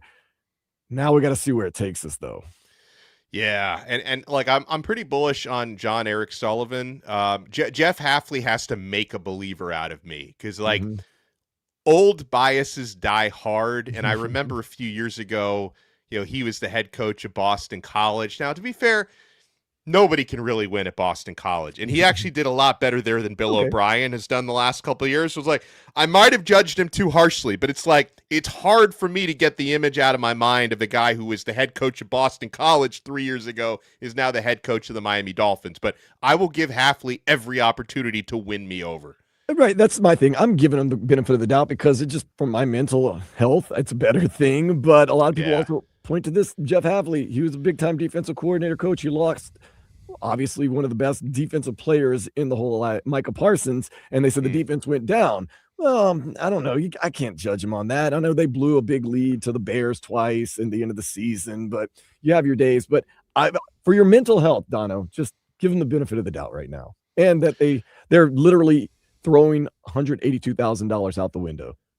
I will say though, I might even feel better about Hafley coming in than I felt about Mike McDaniel when he was first hired, because that one was so out of left field. Like nobody else even interviewed McDaniel to be a head coach. And then like there was a weird thing. McDaniel was very polarizing because like the people who are like anti old school football were like, oh, we love this guy. He's a nerd. He's analytical. He's a player coach. Turns out that didn't really work. No. I mean, I was skeptical about McDaniel, so maybe again, like I'm like you, Dan. I like to try to go in and give everybody the benefit of the doubt, and maybe Hafley, and even if Hafley maybe isn't the guy for the next 10 years, help lay the foundations for this franchise, right? In a way where you bridge it, for the upcoming administration. Just make the Dolphins relevant, because we were mediocre for so long. We were stuck in that weird territory where you can't get better when you half measures. It's like, we needed to blow it up, and I'm glad we did. Yep, we're getting everything we asked for. So now let's see. Maybe it's what Mama always said: be careful what you wish for. You just might get it, or maybe it's we've been telling you all along. And I've been on both sides of the argument. I've been on the side where you end up being right, and the other side has to eat crow. I've also been on the side where I was wrong, and you got to say, well, I can't get mad at anybody but myself. So we shall see. It's going to be an interesting season for sure. Once again, $182 million, basically just throwing it out the window. Keep that in mind as you get frustrated, as you do with any team in any part of the season. Just keep that in mind. Malik Willis is doing his best, I hope. We'll see. All right, speaking of that, something or nothing is coming up next. Dano, you're going to have to decide whether what I read to you is something or nothing. So prepare yourself as we take this commercial break on the 104.3 FM WQAM.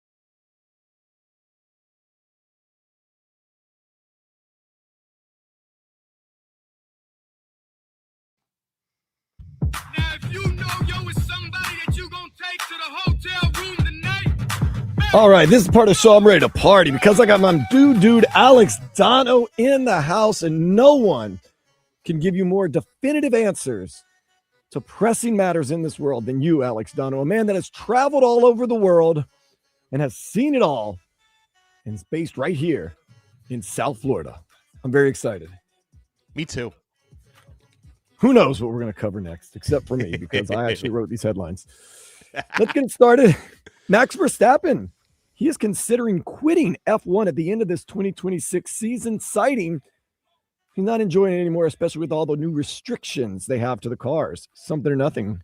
I mean, that's something. I mean, Verstappen, one of the most dominant drivers ever. Like he's someone who defines an era of F1 racing. You know, like I grew up on Senna before his tragic passing, and then Michael Schumacher and Lewis Hamilton and Verstappen now. So that's definitely something, and it goes to show you that, you know, the new regulations in the sport are not for everyone, including one of the most dominant drivers of all time. That's and something. He has, since there's been the regulations, he has fallen off a little bit. Yep. So, yeah, one of those things. Have you been to the Miami Open before? I haven't. I need them to lower those prices a little bit. I went the first year, and it's, to me, I mean, of course, I'm not a huge F1 fan. It's a one-time thing. It's to say you've gone. It's a see and be seen thing. And I was back in the alleyway with Ashton Kutcher and Paris Hilton, and Bad Bunny was running around. But that's all it was about, because as far as the race, like you see, just, all you see is well, yeah, because that's because I've only ever watched on TV, and it's like you got cameras all over the place. Like if you're sitting in one spot, how much are you really seeing? And then 10 minutes later, yeah, all the big F1 heads, they went back to the media area to watch the race. Like they saw the start, of course, and so, but you know, hey, look, hey, what you like is what you like. I have no problem with that. UConn's head coach of the women, of course, Gino Ariama, he recently went off on the NCAA tournament setup. Is that something or nothing? I'm gonna say nothing. But do you have what he said? Because I'm not aware of these comments. I'm gonna say Gino loves to complain though, so I'm gonna say nothing. He doesn't like, of course, like most people, the expansion of it. And for some reason, he doesn't like the seeding, because, you know, some of these teams, they felt as though they got a bad seed or a bad draw. I guess if you get UConn's women in any team type of draw, that's a bad draw. They're a one seed, though, the women team. You was complaining about. The other teams they had to play. I'm gonna say that. I'm gonna say that's nothing, because it's like this dude has won everything there, and why he's still complaining about stuff when his team is on top. I'm gonna say that's nothing. To me, it's just such low hanging fruit now. People always criticizing the tournament and this. It is what it is. And look, at the end of the day, it's about the money. I was talking to my friend the other day, my dude Nathan. I was like, man, I miss the days of the first, 2 rounds being at a college court. Like, I just thought it's cool to see, let's just say, Duke playing at New Mexico. Like, I think that's fun. They don't do that anymore because they can put them in these big arenas. And like, I always thought that was really cool. But, the NCAA said it's not cool for my pocketbook. I mean, I will say, I hope they never expand the basketball tournament from 68. So if that were to ever happen, I would be complaining like Gino Ariema, because I think, it was 64 and then 65 for a bit with the one play. And I think 68 is inclusive enough. Like, we don't need to literally just have every team in the country play in the tournament. Like, I think we're good at 68. I don't need to expand that anymore. I'm not even going to get you started on the World Cup and their expansion and their issues, because that. Well, and no matter how much they expand it, it's still, Italy always comes down to needing a playoff to try to get in. It's frustrating. We got who's coming to town? Cape Verde is in the World Cup, and you guys aren't. Possibly. Yeah. Well, I mean, obviously qualifying through Europe is a little tougher than all of the other continents, quite frankly, because obviously South America is very top heavy, but they don't have like the sort of depth that Europe has. So UEFA's no picnic to qualify through there. Taylor Swift, you probably heard of her. No, I haven't, Dan. Okay, well, she's a musician. She recently said at an award ceremony when accepting an award that Travis Kelce makes her feel happy, confident, and free. Is that something or nothing? I'm going to say nothing, because I'm really tired of them. Like, I'm tired of them both. Listen, I'm going to give them the benefit of the doubt and assume that they have this real fairy tale love story. I'm just tired of the media throwing it in my face. Like, one of the big reasons why I was so happy that the Chiefs didn't make the playoffs last year, I knew I wouldn't have to watch Taylor Swift on the Jumbotron every 8 seconds for another Super Bowl. It's like, again, nothing personal against either of them. Do what you do. I'm just tired of that whole thing. I mean, I've been watching The Crown with my wife, and it's like Taylor Swift and Travis Kelce. They're basically like the William and Kate of this country. Like, enough. I don't need to see them every 3 seconds. My wish is that the relationship really is as good as it seems. And maybe it is. But my reality is that every relationship has problems. And I'm just worried that one day out of the clear blue, we're going to get a divorce or a breakup. And we're going to be like, well, yeah. Well, Travis knows he's got to treat her right, because if you don't, you get that revenge song that's gonna. She does that, so you need to be good to her. Otherwise you're gonna have an army of Swifties hating you. Yeah, and that's the thing. When of course I wouldn't know, but when you date a Taylor Swift, like, you are the lesser half, no matter who you are. Unless, I mean, I don't even know who even measures up to her status and money and everything else. You could be like LeBron James, if obviously he's happily married, but if he were her other half, she'd still be the guy who dates Taylor Swift. Yeah, absolutely. So I'd still like a shot at it, but no, hopefully their relationship truly is that happy. But you might get your shot, though. You never know, Dan. Hang in there. I'm willing and able. Let's put it that way. Well, you know what, those delivery robots? Have you seen them around, Dono? Those little food delivery robots that ride around? Well, one went kind of crazy in Chicago and busted up some glass bus shelters. Is that something or nothing? That's something, because listen, you're taking jobs away from human beings, and you're giving it to these robots that are clearly not ready. Like, I've seen them like at, and actually I saw the same robot. I've been served by one at Denny's down here, me and my son. The Denny's that's near UM was using. We haven't been there in a while, but they have a server robot. There was one at a restaurant in Italy, Dan, that was the same model, same robot, serving me some pasta. But it's like, they're clearly not perfect yet. It's kind of like those vacuums, the Roombas, where it's like they're a little clunky when they're coming around the corner. I don't think the robots are ready yet. So I'm gonna say that's something. It takes them forever to cross the street. They're like old people, man. They just, and I don't know if I trust like a piping hot pizza coming out of a robot that traveled half a mile to bring me my pizza. I don't know. Have you seen the Waymos now? Do you trust a Waymo to get you somewhere? Personally, I do, and I know that they got a new taxi service that's going to be tested here in Miami later in the year. But like I said, I just don't like driving, Dono. I don't like driving either, but I don't think it's too early for me to trust a car that has no driver. It's too early. I'm willing to risk it, man. I'm gonna wait at least. I didn't buy the very first iPhone. Like, I wasn't sure if the tech was ready. I bought like the next 50 that came out after the first one, but I'm not ready. I'm like the Waymo 1.0. I'm not. I don't think the technology's ready to keep me safe yet. Not ready to parachute in? No.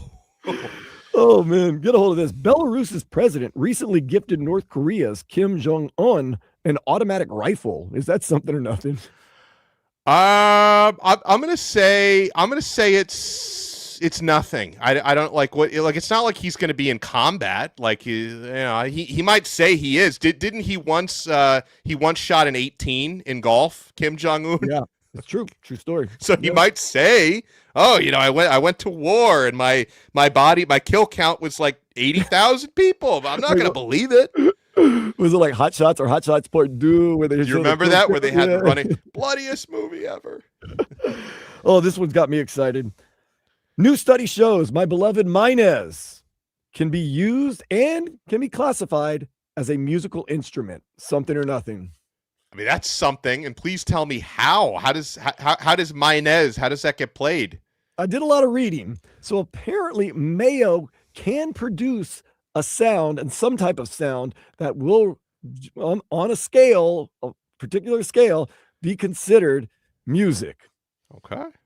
So that's something. A music instrument. I'll probably go eat some music instruments when I get home, man. I'm running low. I did get some bread earlier today, so I nice little mayo sandwich, and as a Cuban say, a no sandwich, because you got nothing in the middle. But I haven't eaten a lot lately, so I might have to make a couple of Minez sandwiches later on today, man. Whew. There you go. Good for you. Last but not least, this is my favorite story. A gorilla breaks out of a British zoo, finds a half-drank bottle of booze, and downs it. Something or nothing.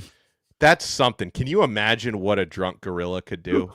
I mean, can you Like, if a gorilla got in a bar fight, he could take down like 150 humans. Yeah, I mean, a sober gorilla could beat up like 40 people at once. Can you imagine a drunk gorilla?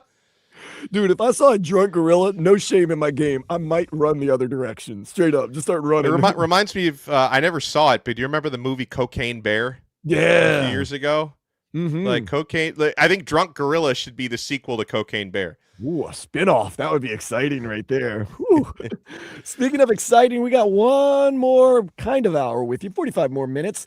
What we're going to do is we're going to get you some headlines, and then this is Football Podcast. Daniel Solana going to talk some shop, little football, little soccer action with Alex Dono. I am Dan Day. This is Sports Day on 104.3 FM, WQAM. Text WQAM on the Kendall Toyota text line.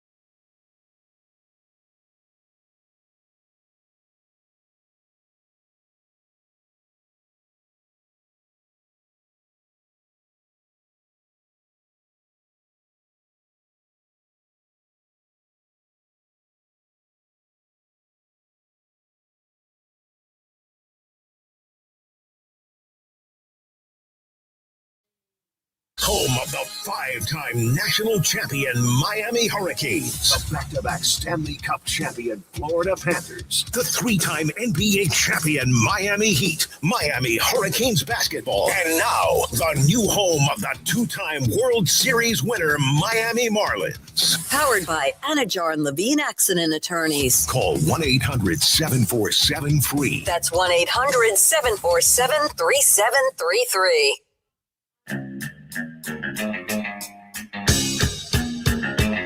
So cool for you to join us here on this Sunday Fun Day with Alex Dono. I am Dan Day. This is Sports Day on 104.3 FM, WQAM. Some good news, I guess. Oh, never mind. I spoke too soon. I was about to say the Panthers and the Rangers are tied at the beginning of the third period, but the Rangers just scored, so now they're up 1-0. The Marlins, though, it seems as though Max Meyer has settled in.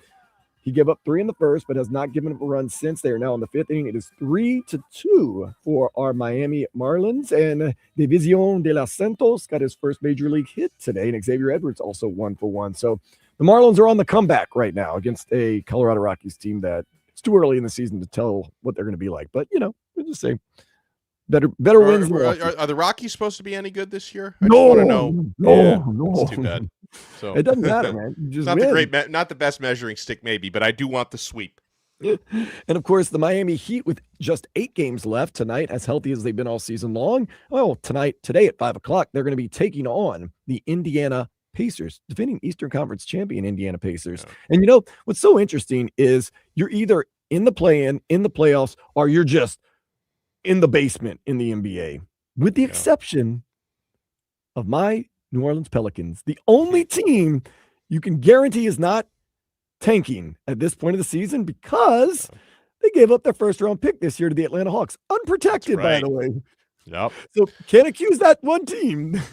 Nope. Yeah, and in the case of the Heat, like you mentioned, healthy as they've been all season, you hope that they can maintain that into whether it's a play-in or an outright playoff run. You want to be able to peak at the right time. And I feel like the last several years, we've had a lot of bad luck with injuries during the regular season, which has put us in this position repeatedly to be an 8, a 9 seed. So I know I feel like we're a broken record with this play-in stuff, but if I look at where we are in the standings, even with 8 games left, let's see. So we are tied in the win column with Orlando, who's in the 8. The Heat are the 9 right now. Remember, 2 games behind. Orlando swept the season series 5-0. That's right. So we don't want to be tied with them at the end of the season. That's for sure. We'd lose the tiebreaker. We are 3 wins behind Atlanta, who currently holds the 6th seed out of that play-in. But we're actually only 4 wins. Or no, sorry. So 3 wins behind Atlanta, just 2 wins behind Toronto in the 5 seed, but we're few behind them in the loss column as well. So with 8 games left, everything's still on the table, Dan, including avoiding that play-in. You get the Hawks the final game of the season, which could actually mean a lot, and you get the Raptors 2 games in a row up in Toronto. Yeah. So you do have some chances to make up some ground, but getting back to the people that are in the play-in, the 11 through 15 spot in the East, you got the Bucks, Bulls, Wizards, Nets, and Pacers. Here's how they've done over the past 10 games. 2-8, 3-7, 1-9, 0-10, 1-9. That's just in the Eastern Conference. Now you go over to the Western Conference. Now the Pelicans are actually, like I said, they're doing pretty decent because they've had reason, although they've lost 4 in a row. You go Grizzlies, Pelicans, Mavericks, Jazz, Kings. You go 2-8, 5-5. That's the Pelicans who aren't tanking. Mavericks 3-7, 1-9, 4-6. What are the Kings trying to do all of a sudden? But losers of 3 in a row. If you don't think there's a tanking problem in the NBA, you got something else coming to you. So what would you do to stop tanking though? We've done this on the show. I think they're doing it all wrong. You should just say your team, your team, your fan base.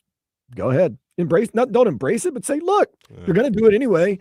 If your fan base has no problem paying full price, you go ahead and tank. We don't care. Like, you can't stop it. You have the right to do what you want to do. Yeah. So I think instead of fighting a fruitless fight, just say, you know what? It's your fan base. We've seen teams in this area that have alienated their fan base, and look what's happened. Yeah. I mean, that's right. And it's not fair to the fans. Well, I mean, the fans have the right. I don't know if they're season ticket holder, but I'm the type of person too. I've been a part of tanking teams, Dono. Still follow my team. Still love my team. Yeah, you still follow it, but you just you're a little dormant until they start trying again. That's the one where you do the happy hour a little heavier before the game or during the game than actual game. Or after, before, during, and after. During and after, yeah, some of those years. Ooh. Oh, so we also have people chiming in 305-567-056. You can also jump on the YouTube and Twitch 1043 FM WQAM. Chase 1987Z says, Dono, Cocaine Bear is a decent movie. Yeah, I noticed that that he said that. I never was that Ray Liotta's last movie before passing away? I might watch it just for that because I'm a big Ray Liotta fan, Goodfellas and everything. I might watch it just to see his final performance. It is what it is what it is. It's supposed to be kind of a campy. Well, it's like Snakes on a Plane, right? Do you remember that movie back? Like I knew when I watched Snakes on a Plane, I knew I wasn't going to be watching an Oscar winner, but it was enjoyable. It was exactly what I thought it was going to be. You weren't getting wrinkles on your brain. You were just, Heat Cult says monkeys are known to get hooked on beer. That I did not know. I know they get hooked on cigarettes and stuff like that too. I have seen that. I've seen the smoking monkeys. Weird. But beer, I didn't know that. Hey, man, they're just like us, man. They just, they got to relax sometimes. Cap for Life says, I'm going to Publix, bro. I don't know what prompted that, but, hey, look, I always love a good Publix, Pick up a chicken tender sub while you're there. Ooh, very nice. Once again, you always used to tell us your order. What is your order for your chicken tender sub? Yeah, for the chicken. I mean, I like I like some mayonnaise on there, Dan. You always have to have that. Joe Rose is a big fan of the mayonnaise too, by the way. Who is? Joe Rose. Joe Rose? Okay, you got to get some mayo on there. He just chops up a raw egg, a boiled egg, and puts mayo and egg on a sandwich. Okay. Yeah, get some mayonnaise. You get some mayonnaise on there. I like a little provolone on the chicken tenders, and I like some buffalo sauce on there. I like the way the mayonnaise and the buffalo sauce mix together. To make it healthy, you throw some lettuce, tomato, and onions on there, and then that cancels out the fried chicken tender, as we all know. Yeah, it fills you with some good protein. It's not protein, but good, vitamins and everything else. Fiber and all that. Yeah. Yeah, I understand where you're coming from on that one. Okay. So we're going to have Daniel Solana from This Is Football Podcast come on in just a few minutes to close out the show because we're going to 3:45 tonight as we get you ready for the Heat as they are in Indiana to play the Pacers at 5 o'clock. Miami, currently now the 9 seed with 8 games left in the season. We talked about the whole play-in situation. They really have to make some moves, but they have teams that they can make moves against with the rest of the schedule. Just start today by defeating an Indiana team that is definitely not looking to put their best foot forward. Nope. Yeah, Heat are favored by 8.5 today on the road, so you got to go in there and get it done. Yeah. Ooh, we got Michigan and Tennessee playing right now. Let's see what the score. Oh man, so Michigan has almost pretty much punched their ticket to go to the Final Four. They're up 41-22 with 2:47 left in the first. So looking like unless there's an absolute collapse in Michigan, might be dancing. Michigan's good. Michigan's really good. Lendeborg has 13 points already in that one. I don't think Tennessee's coming back from that. How's your bracket doing, by the way? Actually, I was so discouraged after the round of 32. I haven't checked on mine since the Elite Eight started. Well, I did my bracket at 5:30 a.m. on like a Monday morning before the tournament, before I went on the Joe Rose show. But I think I got Duke winning it all, so I still have Duke alive. Yeah, so do I. I'm still alive there. Final Four teams are definitely dead. Duke and UConn do play today at 5:05 if you want the exact time. Okay. Good job by this tournament, though, by the way, having games on time this year. It's kind of thrown me off a little bit. By the way, I'm in a bracket pool of 280 people, and I'm in 138th place. I don't think that's very good. I think that is top half, though. I'm in the top half. I don't think I'm going to win. Not terrible, though. Yeah, you got a lot, like the Heat, you got a lot of room to make up really quick. Yeah. Whew, man.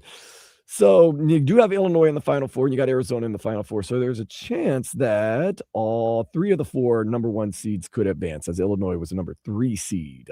Iowa took down Florida. Remember that? Oof, Florida fans not very happy about that. Ohio State wideout Jeremiah Smith suggested that the Miami Hurricanes made a strong case for him to transfer to the team he grew up near, but has no plans on leaving Columbus, Ohio. The Canes, they did finish up their first week of spring practice. I mean, I don't know why he's always got to bring everything back to Miami. And some people, I've been going at it with Ohio State fans on social media since yesterday, and they're like, He's never said anything negative about Miami. I remember before Miami beat him in Ohio State in the Cotton Bowl last year, he had said before that game, I'm going to have something for those Miami fans on December 31st. What he had was a big fat L, was what he had. And he took the blame for Keontae Scott's pick six, which was really the nail. That was when you knew Miami's going to win this football game. So, I mean, he took the blame for it. He said it was his fault. He's got that. He seems to bring up Miami a lot. And the context of that, Dan, was one of these dopey Ohio State reporters asked him, like, hey, so did you get a lot of offers from other schools, Jeremiah? He could have just said, yeah, I did, but I'm focused on Ohio State. Instead, he was like, well, there was certainly that team. You all know, I'm not going to say it, but I think you know who I'm talking about that really wanted me to come there. It's like, well, listen, JJ, it's fine. You made your choice. You don't have to bring up Miami every step of the way. And Miami's doing okay. Would I have loved it if he had chosen Miami out of high school a few years ago? 1,000%. I would have loved JJ to be a Cane. Every team in the country would want him. Yeah. Miami, though, they're paving their own way. We've got Malachi Toney down here who stayed home. He wanted to be a hometown hero, and he's reaching that status coming off a tremendous freshman year. Miami's got a talented receiving core even without him, so I wish him the best. But, he always seems to, he and his fans play victim every time Miami fans get in his face, but he's the one who keeps bringing Miami up. And I understand the reporters doing their due diligence, and we're talking about that. But what did you think Jeremiah Smith was going to say? No, actually, nobody in the country has reached out to me about transferring. It's the strangest thing. Only Ohio State wants me. Yeah, they must not think I'm very good. I'd love to not to the West Coast, but no interest. No interest in the top receiver in the country. Like I said, I know the reporter was just quote unquote doing their job, but they'll be baiting these guys a little bit, baiting these players a little bit sometimes. Oh, yeah. I probably thought he was saying kind of a political answer, but yeah. Well, it is like an odd question because, like, when I talk with, when I'm in media sessions with Miami players, like, it's not obviously reporters can ask whatever they want to, and these guys are making money now, but I don't feel like it's good for me if I'm there interviewing players, functioning as a reporter. I try not to put them in a position where they could say something that comes off bad. I don't know. Maybe some people feel like it is their job to do exactly that. Right. But I feel like, why am I going to put a player in position to say something that's going to get them heat from somebody? Like, I don't know. It's a weird, it's the whole loaded question thing. And as you go through school, in journalism school, they teach you, don't ever ask the question, this is a hypothetical, of course. Nobody get like, well, how often do you beat your wife? Like, you can't put someone, in those, because I mean, so like, I understand asking, what makes you love Ohio State, or, did you always want to be here? When you load up a question like who's been, recruiting you or trying to make you transfer, it's like and for like the guy or girl was looking for clickbait. That's what they were doing. Sure, and they got it because that thing went viral. Like, it was now everywhere. Now you have to deal with the repercussions of that. Yeah, including, and listen, I don't mind. The smoke comes with this on social media. Jeremiah himself mentioned me in something where he was unhappy that I insinuated that him going to Ohio State was an easier road than going to Miami. And I stand by that because, listen, Miami, at the time he was coming out of high school, Miami was coming off a 7-5 year where Tyler Van Dyke was the quarterback and the offense wasn't good. Cam Ward had not committed to Miami yet. Cam Ward was still officially in the NFL draft at that time. And, listen, Jeremiah made the choice, and a lot of people would make that choice. Ohio State was a perennial powerhouse at that time. They were loaded at receiver, like they were putting receivers into the NFL. So I'm not saying there's ever an easy path to become a great player and a champion, but him going to Ohio State, I referred to that as an easier path than going to Miami. He took issue with that. A few minutes later, he deleted the tweet, though, because he didn't want the Dono smoke. But that makes you respect the guys like Mario Cristobal said earlier in the show, like Ruben Bain and like Francis Malianoa, seeing what the state of the U was at the time and him saying you have to see the long-term picture and not just right now. It doesn't look great now. You have to plant the flag. You have to be the foundation of this. Not saying Jeremiah Smith, he wouldn't win a national championship. He might be, he might be the first pick in the whole darn draft. He maybe to say, but he made the right path for him. But you do respect the guys like Ruben Bain and Francis Mauigoa. Yeah, because like my point, Dan, is Miami was never going to get better if they couldn't start landing players like that. Like if every Jeremiah Smith, if every Ruben Bain, if every Mark Fletcher, if every Malachi Tone, I'm talking about the great players from the area, if every one of them decided, oh, why would I go to Miami when they're not that good right now, when I can go to Ohio State, I could go to Georgia. Like if everybody made the choice Jeremiah made, like Miami was never going to be good again. So like it took courage. Like it took courage from a guy like Ruben Bain. Could have gone anywhere in the country. Mark Fletcher was actually committed to Ohio State before he flipped to Miami. Like these guys made the decision. Yeah, there were other incentives. They're well paid with their NIL and all that, but they made the choice to go to a team at that time that was rebuilding or building, however you want to put it, and was no guarantee that they're going to see any success here at Miami. But they made that choice to represent the hometown and to make Miami better and help build Miami. And I respect them for making that choice because that was not an easy path. I mean, I guess you could say easy and, hey, you get to stay close to home and everything. But, you know, to go to a team where there's no guarantee if you're going to win any games, like that was not an easy path. In my opinion, Jeremiah Smith took an easier path going to an established powerhouse program.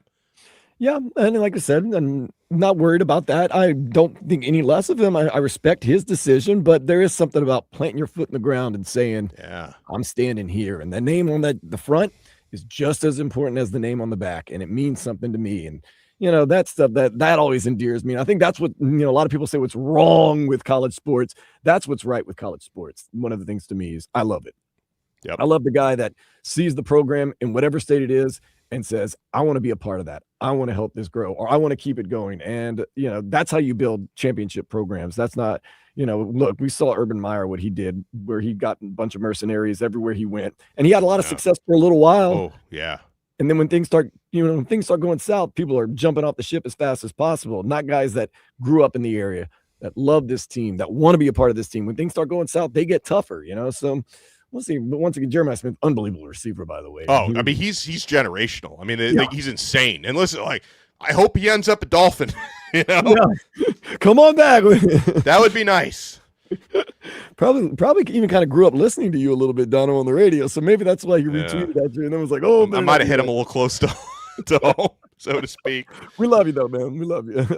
Arina Sabalenka defeated Coco Gauff in the women's final of the Miami Open. And pending weather, Italy's Yannick Sinner will play Czechia's Jiri Lehecka in the men's final in just a couple of minutes. Ooh, I might have to watch that. I'm a big Sinner fan. Oh, of course. The big Italian probably be number one. Probably be number one in the world after this because Carlos Alcaraz unfortunately stumbled early in this tournament. Fortunately, Coco Gauff couldn't get the win. Although Arina Sabalenka, she lives down here also. So yeah, she does. So yeah, we got I like her because she always looks like she's like haggard and like angry. Even when she's winning, she's like, I like that about her. I'm not being silly. I really do like that about her. Speaking of things, got I like, interesting tastes. Yeah. Yeah. Let's take a step into the day spa. Squirrels in London have apparently taken up smoking. Yes, Dono. They pick up discarded cigarette butts and vape pens and start breathing it in. I mean, that's right there. I mean, earlier we talked about gorillas getting hooked on beer, and now monkeys are smoking. So squirrels. Or squirrels, yeah, squirrels. So oh man, can you like their tiny lungs? That's probably worse for them than it is for people. I just, you know, got to be careful, man. You don't want a squirrel hitting you up for a cigarette. It's just weird, man. Not weird at all that we're going to have This Is Football's podcast. Alex Dono meeting up with, wait, that came out wrong. Daniel Solana is coming up from This Is Football podcast, talking some soccer. Alex Dono is also a soccer expert, and I dabble in the beautiful game. So that's how we'll close out the show and get you ready for Miami Heat, Indiana Pacers next here on 104.3 FM, WQAM. WQAM, broadcasting live from the Ed Moore Sawgrass Auto Mall studio.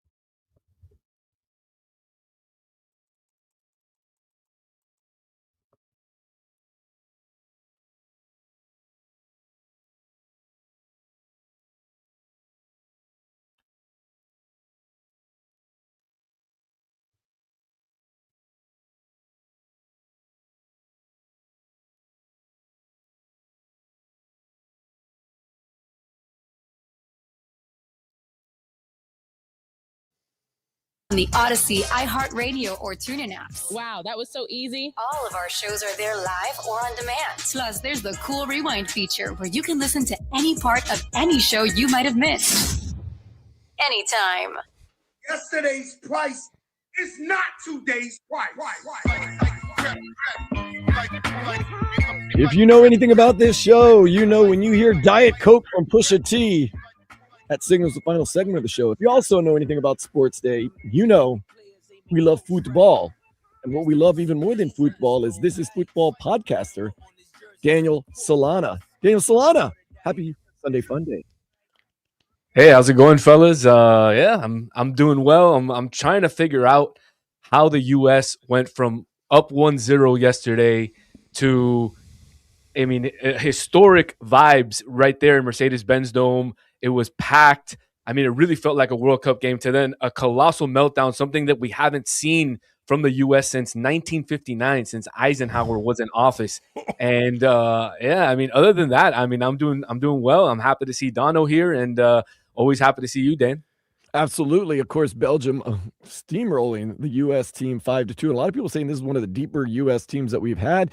We're going to have to deal with that in the World Cup, but at least we know we're in the World Cup. Alex Dono, a huge Italy fan. Daniel Solana, give him some solace. Let him know that it's going to be okay if you're an Italy fan when it comes to so football. let me set the table before Daniel weighs in. No matter how many teams they let into the World Cup, they can keep expanding it, and it's always going to come down to a final playoff game for Italy, which they historically usually lose these last couple of World Cups. They're favorites, Daniel, against Bosnia, despite playing in Bosnia in a winner-take-all game this coming Tuesday. I don't think it's fair that they have to play Bosnia and Herzegovina. I feel like it should be like Italy and France versus Bosnia and Herzegovina to make it a little more fair. But Italy is favored in this match coming up. Is my Azzurri going to get back to the World Cup for the first time now? And 4 times? They haven't been since 4 World Cups ago. Well, first of all, I'm surprised that you went with Italy and France. I would have went Italy and Spain. That's true. As the team that you'd want to side with. I agree. I think it would be fair to have 2 countries versus 2 countries. But like you said, they have to go away. And I think that's the most unfair part, is that they have to go away being the team that's favored. They should be playing at home. But I think the Azzurri is okay. I don't think they're going to miss a 3rd consecutive World Cup. I think they'll be back in there. And they're going to be a tough opponent for anybody who draws them in that opening round. Much less like USA's group, right? USA's group gets the winner of the Turkey series. And that's the weakest group. And right now, the way that the USA is playing, you were in a high coming off of that 5-0 or 5-1 win over Uruguay in Tampa at the end of November. And then now you go to being blown out on your home soil couple months away from the World Cup. You really have to be worried going into the World Cup. Yeah, that is one of those concerns, but hopefully it's just an international friendly. It's a bump in the road. And for Italy having to go on the road, we know, Daniel Solana, we've talked about it. Some of these countries get creative with their home field advantage. Like in Mexico, and is it Chile? It's the highest peak in the highest part of the land where they have to play. Bolivia, that's right. But we have a new home field advantage. Literally, it is new stadium opening up Saturday in South Florida. Inter Miami taking on Austin FC. What does new stadium mean for the Inter Miami CF? Well, the first thing is they can actually be called a team in Miami, right? The old stadium was in Fort Lauderdale. Now they'll be playing in Miami, in really the heart of Miami, right next to the Miami International Airport. A lot of golfers are upset still that they chose that land to be the home. But as a golfer, I'm happy. I'm happy that Inter Miami finally has their new home. It's close to a lot of folks who would travel daily or weekly to go see the team. And that's really the gist of it is it's a lot closer to home, a lot closer to a lot more fans, and a lot accessible in terms of public transportation. I'm not sure if you guys caught it, but Inter Miami tweeted out earlier this week that if you take public transportation and you show proof at the game, they will reward you with a $10, a free stub for some concessions. So really cool that they're doing that. I mean, $10 is not really going to get you much anyways, but right, it gets you like a grape. Yeah, really cool that they're doing that, and it's good that they're trying to take that initiative to have fans take public transportation, take the Metro Rail. It's really the easiest way to get there. From what you've seen, I know the stadium hasn't quite opened up yet, but in terms of the photos, the renderings, they've got a Leo Messi section in there. Like, what are your thoughts? I mean, it looks, based on what I've seen, it looks like they've nailed that stadium, and I can't wait to see it in person. Absolutely. I mean, I don't know if you've seen the pictures with the grass already on the on the floor.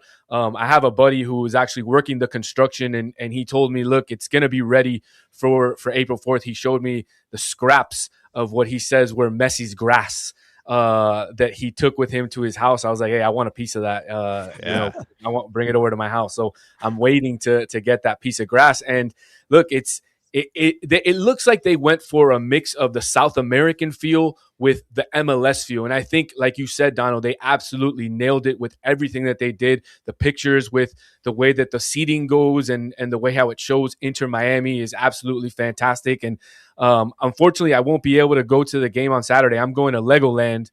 I'm taking my son to Legoland. I promise. I was just there a few weeks ago. He's going to love it.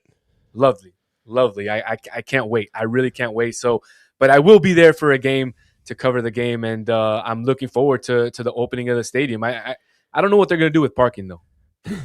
Yeah, and listen, the public transportation sounds like a good idea, actually, vouchers aside, because like 836 and parking, like you're better off letting somebody else drive you out there. But I want to going back to the World Cup, like you mentioned Spain, who they're loaded, like they're the odds-on favorite to win the upcoming World Cup. I mean, are you going with Spain or are you going with the field? Like, who do you think would be the next most likely if España can't get it done?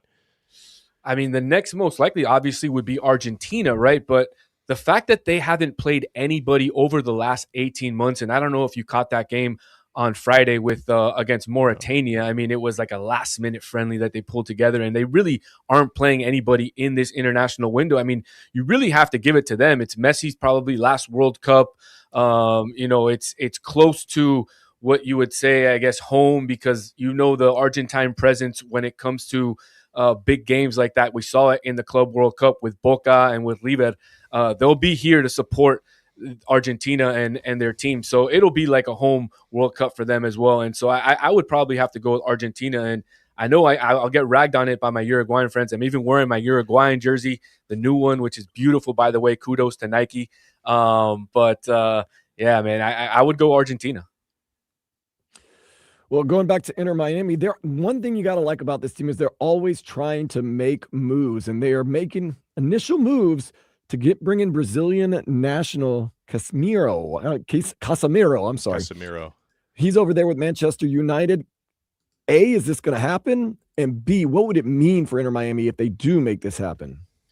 I mean, it sounds like it's on the way to happen, right? Inter Miami initially made contacts with Casemiro earlier in the year when he was down here for a personal trip, and the conversations continue to go on. And latest reports from Fabrizio Romano were that Inter Miami had submitted an initial offer or an initial contract to Casemiro. He was going to review it. And look, I know what the folks are going to say, right? A lot of people are going to say, oh, another aging veteran, another player over 30. But I'm going to be honest with you, man. Casemiro, to me, would be exactly what this Inter Miami team is crying out for in the midfield.